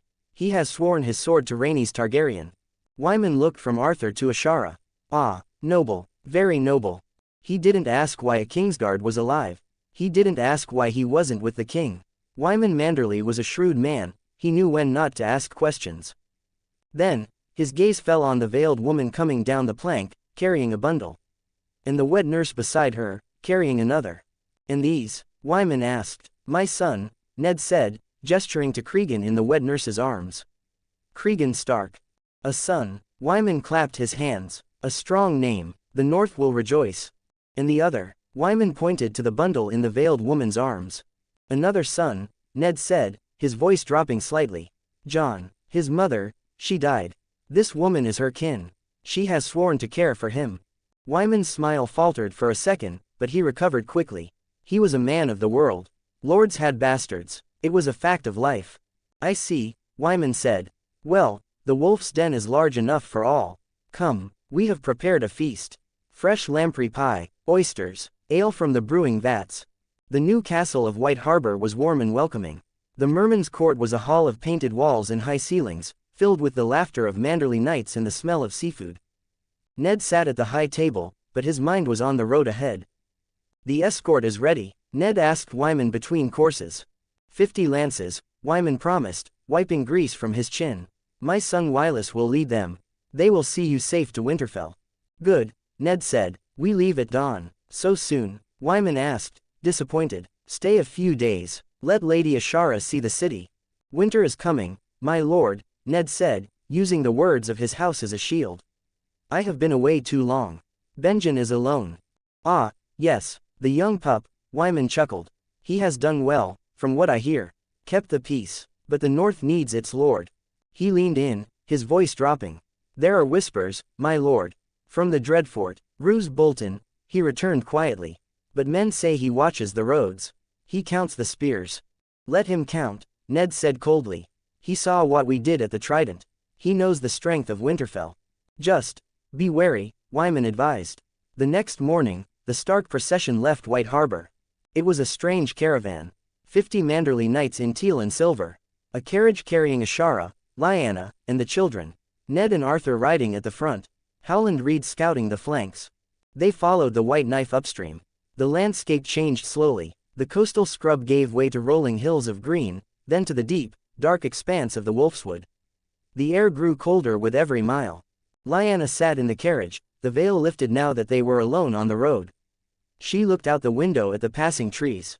"It smells right," she whispered to Ashara. "It smells like pine and snow." "It's beautiful," Ashara admitted, pulling her cloak tighter. "In a Stark sort of way." "That's us," Lyanna smiled. "Stark beauty." Ned rode beside Arthur. "We'll reach Winterfell in 3 days," Ned said. Arthur looked at the vast, empty wilderness. "It is open, empty. It's free," Ned said. He reached out with his senses. He could feel the heart tree of Winterfell, miles away. It was a beacon in the Force, a pulsing white light of ancient magic. It was calling him home. "Arthur," Ned said. "Yes, when we get there, you are the master-at-arms. If Roderick allows it, but your real job is Jon." "I know," Arthur said. "I will teach him, I will watch him."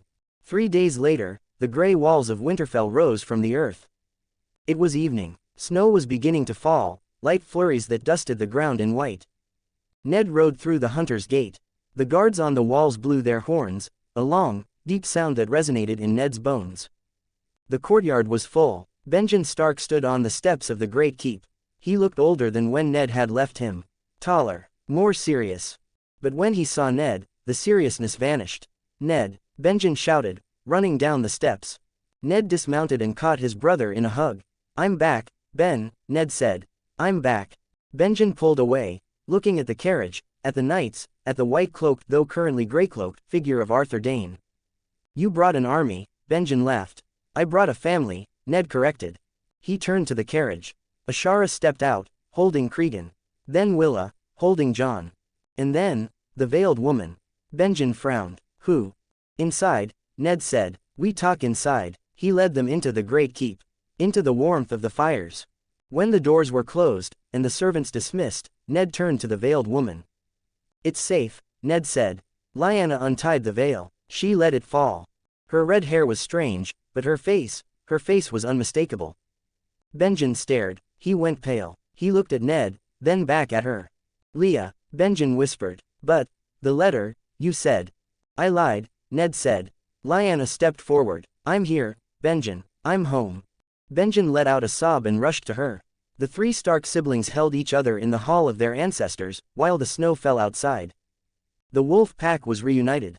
And in the corner, Arthur Dayne watched, his hand on the pommel of Dawn, guarding the secret that would one day save the world. 49 comments 0 vote. The rat in the walls. The crypts of Winterfell. The air in the crypts was always cold, but today it felt heavy enough to crush a man. The stone eyes of the kings of winter seemed to watch the procession with silent judgment. Ned walked at the front, carrying the small wooden ossuary box that contained nothing but stones and sand from the Red Mountains. Beside him walked Benjen, his face streaked with tears, looking far too young to be the only other Stark left. Behind them came the household. Ashara, holding Cregan, the wed nurse, Willa, holding Jon. And at the back, dressed in the simple gray wool of a servant, her face hidden by a veil of mourning, was the woman who was supposed to be in the box. Lyanna Stark walked to her own funeral. Ned stopped before the empty tomb he had ordered prepared. The statue wasn't finished yet, the stonemasons were still carving the likeness of the wolf maid, but the niche was ready. Ned placed the box into the stone sarcophagus.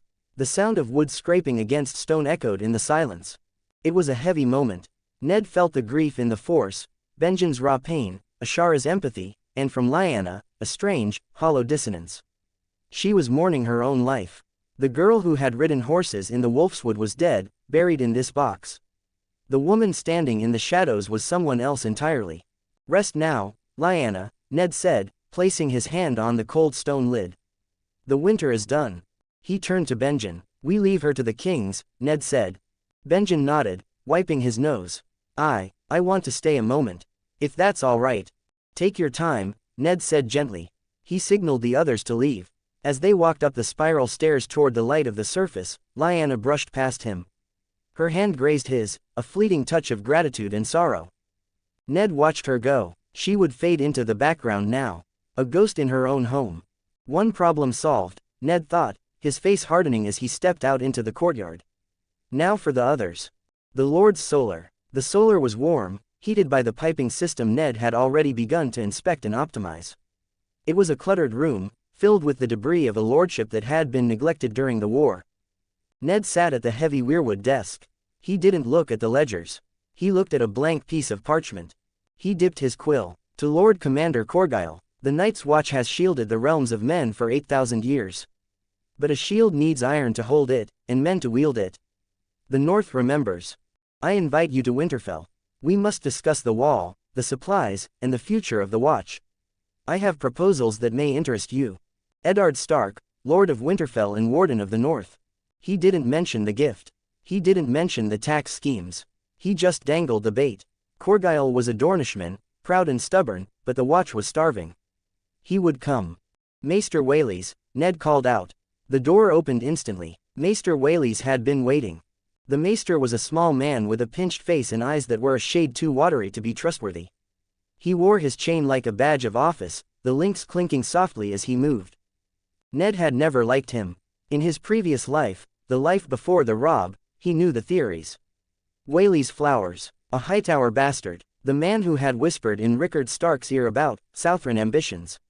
The man who had helped arrange the marriages that tied the wolves to the dragon's game.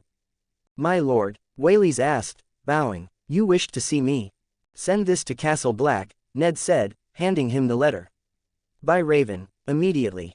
Whaleys took the letter. He glanced at the seal, his eyes flicking over the text upside down. He was reading it. The wall, Whaleys asked, his tone smooth. A noble concern, my lord. But surely there are more pressing matters. The harvest, the taxes due to the crown. The crown has granted us a tax exemption, Ned said. For 10 years. Whaleys blinked. 10 years, that is, generous. King Robert is truly a friend to the north. He is, Ned agreed. He leaned back in his chair, studying the maester. He needed to know. He needed to be sure. Sit, Whaleys, Ned said. The maester hesitated, then took the chair opposite the desk. My lord. I have been thinking, Ned said, steepling his fingers. About the future. The north is vast, but it is poor. We rely on the south for too much. Grain, fruit, glass. It is the way of things, Whaleys shrugged. Winterfell is not Highgarden. No, Ned said, but it could be warmer. He let the silence stretch. I plan to build, Ned said. Not just repairs, expansion. I intend to construct glass gardens. Not the small ones we have now, but acres of them. Large scale, heated by the hot springs. We could grow our own wheat in winter. We could grow lemons. We could feed the north without buying a single bushel from the reach. Ned watched Wallace's face. The maester's expression remained polite, attentive. An ambitious plan, Lord Stark, Whaleys said. But the cost. Mer glass is expensive, and the engineering, such structures are fragile under snow. I have designs, Ned lied. From the Citadel's own archives, mostly. Improved trusses. The Citadel, Whaleys asked, a flicker of surprise in his eyes. Yes, Ned said, but before I commit the gold, I wanted your counsel. You know the Citadel, you know the South. Ned closed his eyes halfway, as if tired. He didn't drill into the man's mind, that was Sith work, and dangerous. He just listened. He tuned his perception to the frequency of Wallace's thoughts. He felt the maester's aura. It wasn't the clean gray of service. It was a muddy, anxious yellow. Glass gardens. Ned heard the echo of Wallace's thought, a whisper in the force. Independence. No, that cannot happen. The North must need the South. The Hightowers, the Tyrells, they control the food. If Stark grows his own, the leash breaks. The thoughts swirled, faster and clearer as Ned focused. He's dangerous. He's not Rickard. He thinks too much. I must write to Aldtown. I must warn Lord Layton. If the North rises, the balance shifts. We spent 20 years binding them to the faith in the Citadel. This cannot stand. Ned opened his eyes. The room felt colder. Whaley's was smiling, a thin, patronizing smile. My lord, while the idea is noble, I fear it is impractical. The gold would be better spent on fortifications. Or perhaps a sept. Lady Ashara follows the seven, does she not? A grand sept would honor her and bind us closer to the rest of the realm. There it is, Ned thought. The agenda. Build a sept, forget the food, keep us dependent, keep us pious. Whaley's wasn't just a maester. He was an agent. His loyalty wasn't to Winterfell, it was to the Hightower in Aldtown, and by extension, the Tyrells of Highgarden. He was a grey rat chewing on the foundations of House Stark. You make a good point, Ned said, forcing a thoughtful nod. He pushed a wave of calm into the force. A subtle suggestion. Relax. I agree with you. You are smart. I am just a soldier. It was just a fancy, Ned said, waving a hand. A dream from the road. You are right, Whaley's. The cost would be ruinous. And we need to honor the seven for my wife's sake. He felt the tension leave Wallace's body. The muddy yellow aura smoothed out. Good, the maester thought. He is pliable. I can steer him. I only seek to serve, my lord, Whaley said, bowing his head. I know you do, Ned said. You served my father well. Served him to the fire, Ned thought grimly. Send the letter to the wall, Ned ordered. And then, you are dismissed. At once, my lord. Whaley stood up, clutched the letter, and scuttled out of the room like a roach seeking darkness. Ned waited until the door clicked shut. He stood up and walked to the window. The snow was falling harder now, obscuring the courtyard below. The stones of the castle were becoming slick with ice. He has to go, Ned whispered to the glass.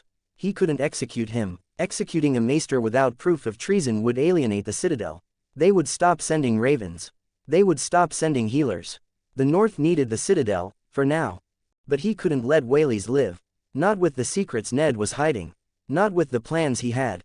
Whaley's would spy on Jon. He would spy on the glass gardens. He would poison the ears of the bannermen. It had to be an accident. Ned turned from the window. He waited. He felt the maester moving through the castle.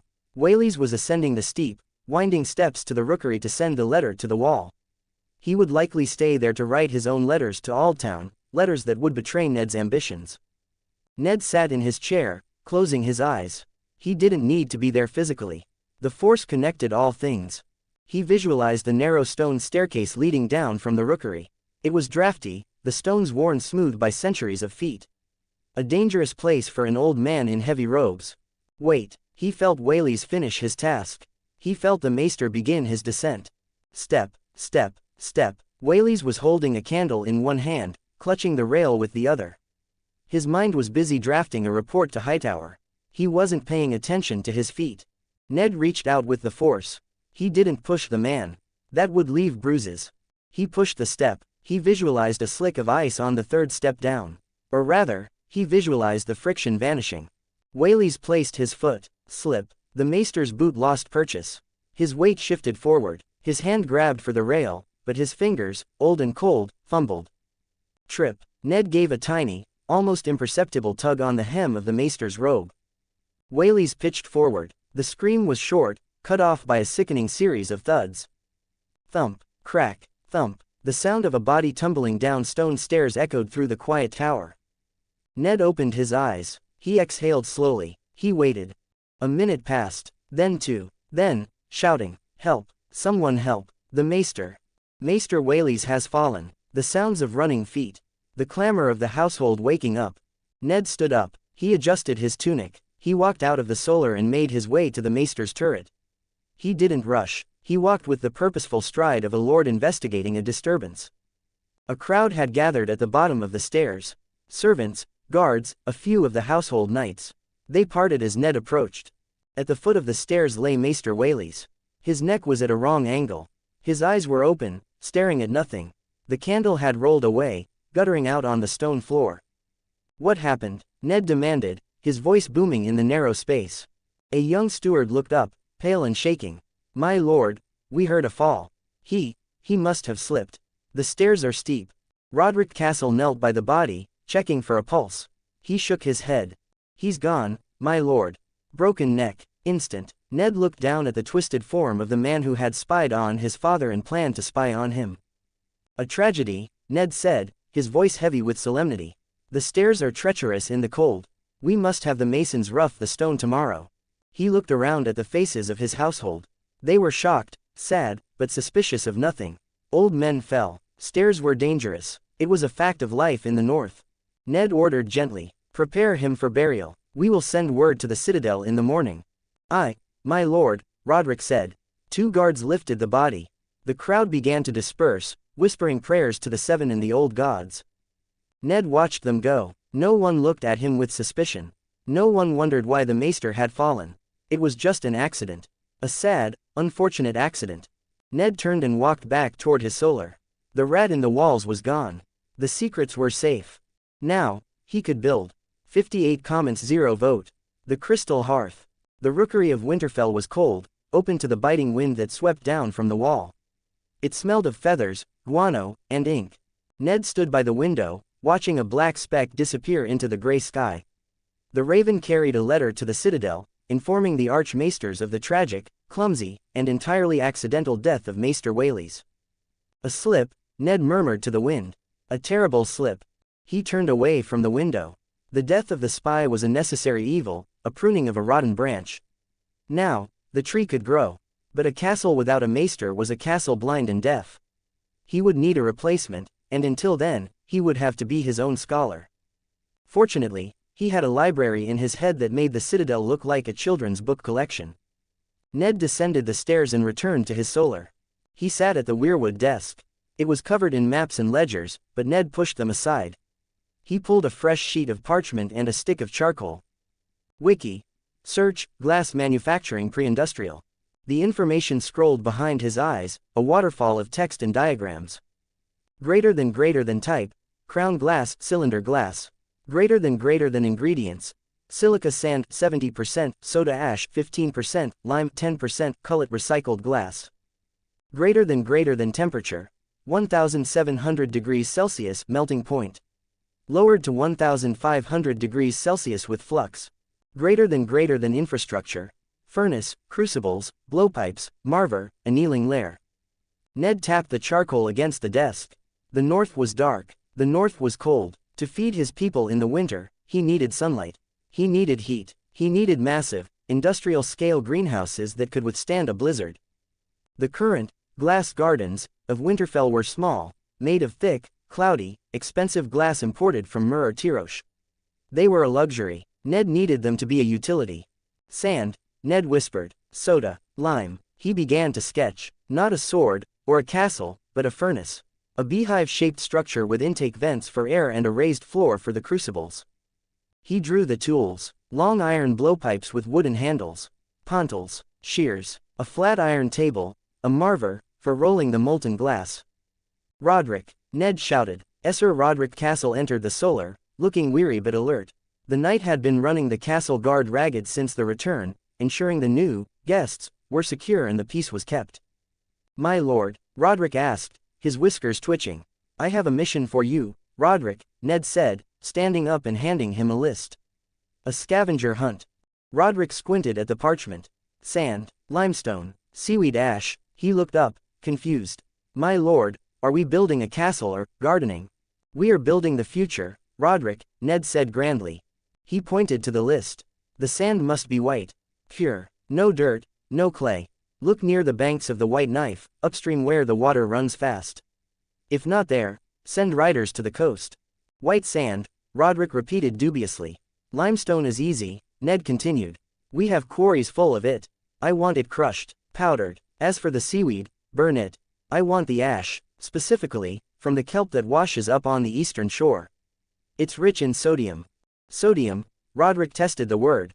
It meant nothing to him. Just get the ash, Ned said. And coal. Lots of coal. We need a fire hotter than a dragon's breath.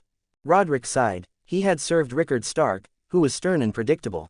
He had served Brandon, who was wild but understandable. Ned was something else. A quiet man who came back from war with a head full of impossible ideas. I will see it done, my lord, Roderick said. Though the master of the stables will wonder why we are carting sand instead of hay. Let them wonder, Ned said. Go. Next, Ned went to the smithy. Micken was a man of few words and much iron. He was currently hammering a dent out of a breastplate, the rhythmic clang clang clang filling the smoky air. He stopped when Ned entered. My lord, Micken grunted, wiping soot from his forehead. Ice needs polishing. Ice is fine, Ned said. He laid his sketches on the anvil. I need tools, Micken. Strange tools. Micken leaned over the drawings. He frowned. These are pipes, Micken observed.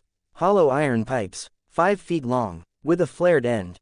Blowpipes, Ned confirmed. In this, Micken pointed to a drawing of a large, flat iron table with raised edges. A casting table, Ned said. It needs to be perfectly flat, Micken. Smooth as a mirror. If there is a pit or a bump, the glass will crack. Micken looked at Ned as if he had grown a second head. Glass, my lord, you want me to make tools for glass? I'm an armorer. I make steel that kills men, not trinkets. This isn't for trinkets, Ned said, his voice dropping an octave, channeling the Lord's command. This is for survival. This is for bread in the winter. Can you do it, or do I need to find a smith in White Harbor who isn't afraid of a challenge? Micken bristled. His pride was thicker than his arms. I can make anything that can be made of iron, Micken growled. But hollow pipes, that's tricky work. Keeping the bore straight.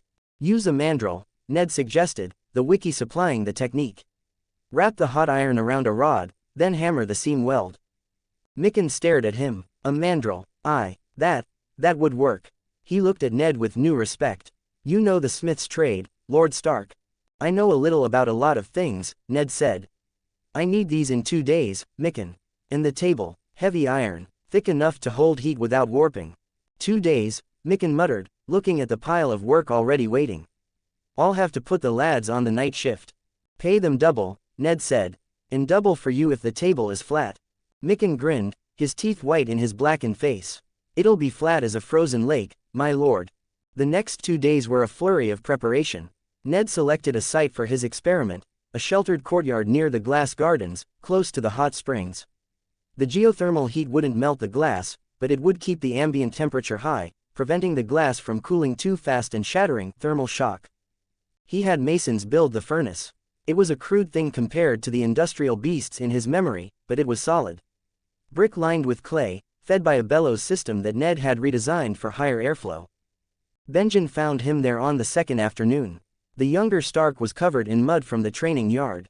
You're building an oven? Benjen asked, looking at the dome-shaped structure. Are we baking bread for giants? We're cooking sand, Ben, Ned said, smearing clay over a crack in the brickwork. Cooking sand, Benjen repeated flatly. Right, and Arthur Dane is actually a nursemaid. The world has gone mad. Madness is just genius that hasn't worked yet, Ned said, stepping back to admire the furnace. I need your help tomorrow. You and Roderick. My help? I don't know how to cook sand. I need you to pump the bellows, Ned said. It needs to be rhythmic. Constant. If the temperature drops, the glass hardens. If it spikes, it bubbles. Benjen sighed. I'm the heir to Winterfell. Well, second in line now, and I'm a bellows boy. It builds character, Ned promised. In deltoids. Del what? Shoulder muscles. Trust me. The morning of the third day was crisp and clear. The materials were ready. Roderick had found the sand, fine, white silica from a river bend. The seaweed ash was gray and pungent. The limestone dust was chalky. Micken had delivered the tools. The blowpipes were rough but straight. The casting table was a slab of dark iron, heavy and smooth. Ned stood before the furnace. He wore a heavy leather apron over his tunic, thick gloves. Roderick and Benjen stood by the bellows, looking skeptical. Light it, Ned ordered. They pumped. The coal inside the furnace caught. The fire roared.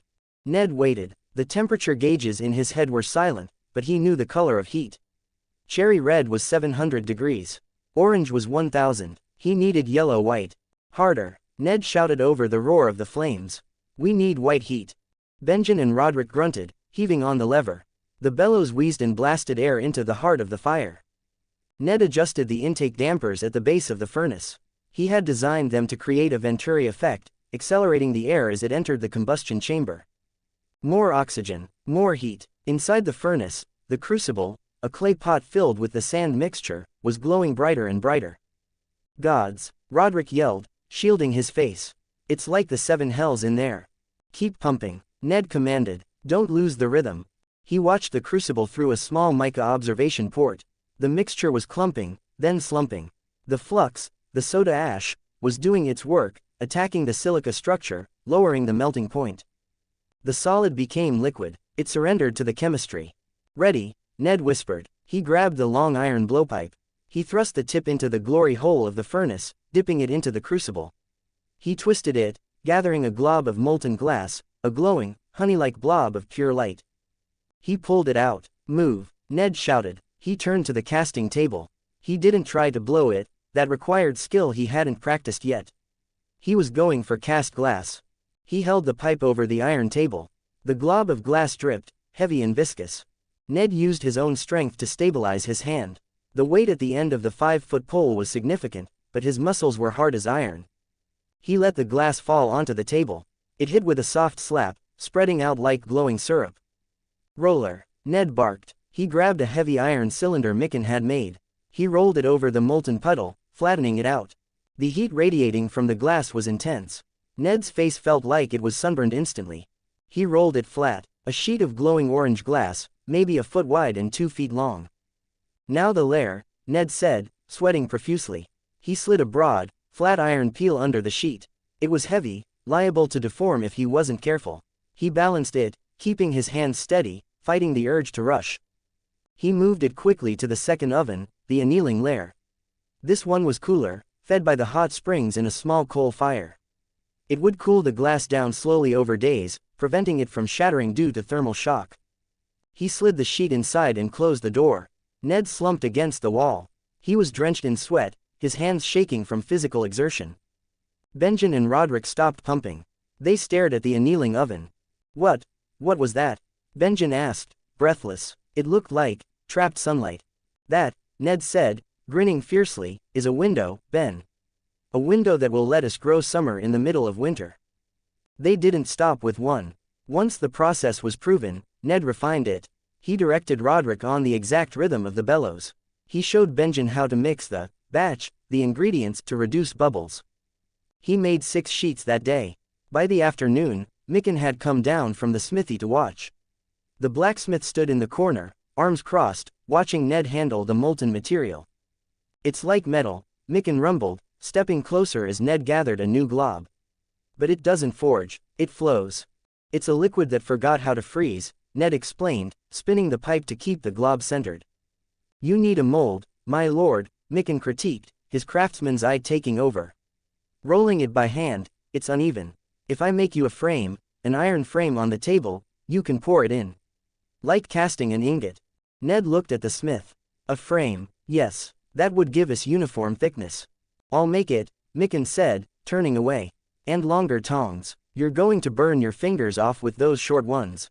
Ned smiled. The Industrial Revolution wasn't a solo act. It was contagious. 3 days later, the annealing oven was cool enough to open. Ned gathered his small council of industrialists, Benjen, Roderick, Micken. Even Ashara came, holding Cregan, curious about what her husband had been doing in the mud for 3 days.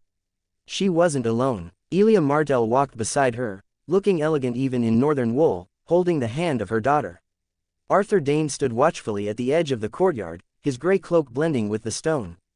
Ned opened the lair. He reached in and pulled out the first sheet. It wasn't perfect. It was greenish in color due to the iron impurities in the sand, and it had a few bubbles. The surface was pebbled from the casting table. It wasn't the clear, invisible glass of the modern world. But compared to the cloudy, thick, yellow mica or the expensive, small panes from Myrish lenses, it was a miracle. It was a solid, relatively clear pane of glass, 2 feet by 1 foot. Ned held it up to the sun. The light streamed through it, turning the ground green. "By the gods," Roderick whispered. You can see through it. Clearly. Imagine a roof made of this, Ned said, looking through the pane at his family. Imagine 100 acres of this, trapping the heat of the springs in the light of the sun. We could grow corn in December. We could have fresh apples in the wolfswood. Ashara walked forward. She touched the cool surface of the glass. It's beautiful, Ned, she said. It's like ice that doesn't melt. It is clearer than the glass in Sunspear, Elia noted, her dark eyes reflecting the green light. And thicker. Cregan squirmed out of Ashara's arms and toddled over to the glass. He slapped it with a sticky hand. Thwack. Rhaenys giggled, breaking away from Elia to join him. She was now 3 years old, steady on her feet, and full of curiosity. She patted the glass too, mimicking the younger boy. Shiny, Rhaenys declared, her voice bright. Cregan, delighted by the reinforcement, bent down and picked up a smooth pebble, offering it to the princess with a babbling drool. Rhaenys took the rock solemnly. For me, she asked, her voice clear and articulate compared to Cregan's toddler speak. Bah, Cregan confirmed. Rhaenys inspected the rock as if it were a gemstone, before beaming at her cousin. Thank you, Cregan. Arthur Dane watched the children play, a faint smile touching his lips. Strong, too, Ned laughed, looking at the handprints on his glass. He handed the pane to Mikken. The smith inspected it, looking for flaws, tapping it with a fingernail. It's good work, my lord, Mikken admitted grudgingly. For cooked sand. We need more, Ned said, his mind already racing to the next step. We need bigger furnaces. We need a team. Roderick, take the glass to White Harbor. Show Lord Manderley. Tell him I need sand. Barges of it, and I need men who aren't afraid of fire. I'll go myself, Roderick promised. When he sees this, he'll empty the river for you. Ned looked at Benjen. And you, Ben, you're my foreman. You know the mix. You know the heat. I need you to train the small folk. We're building a glassworks. Benjen looked at the furnace, then at the glass. He grinned. It was the first time he had looked truly excited about his duties since the war. I'm in. To be continued. Thanks for watching.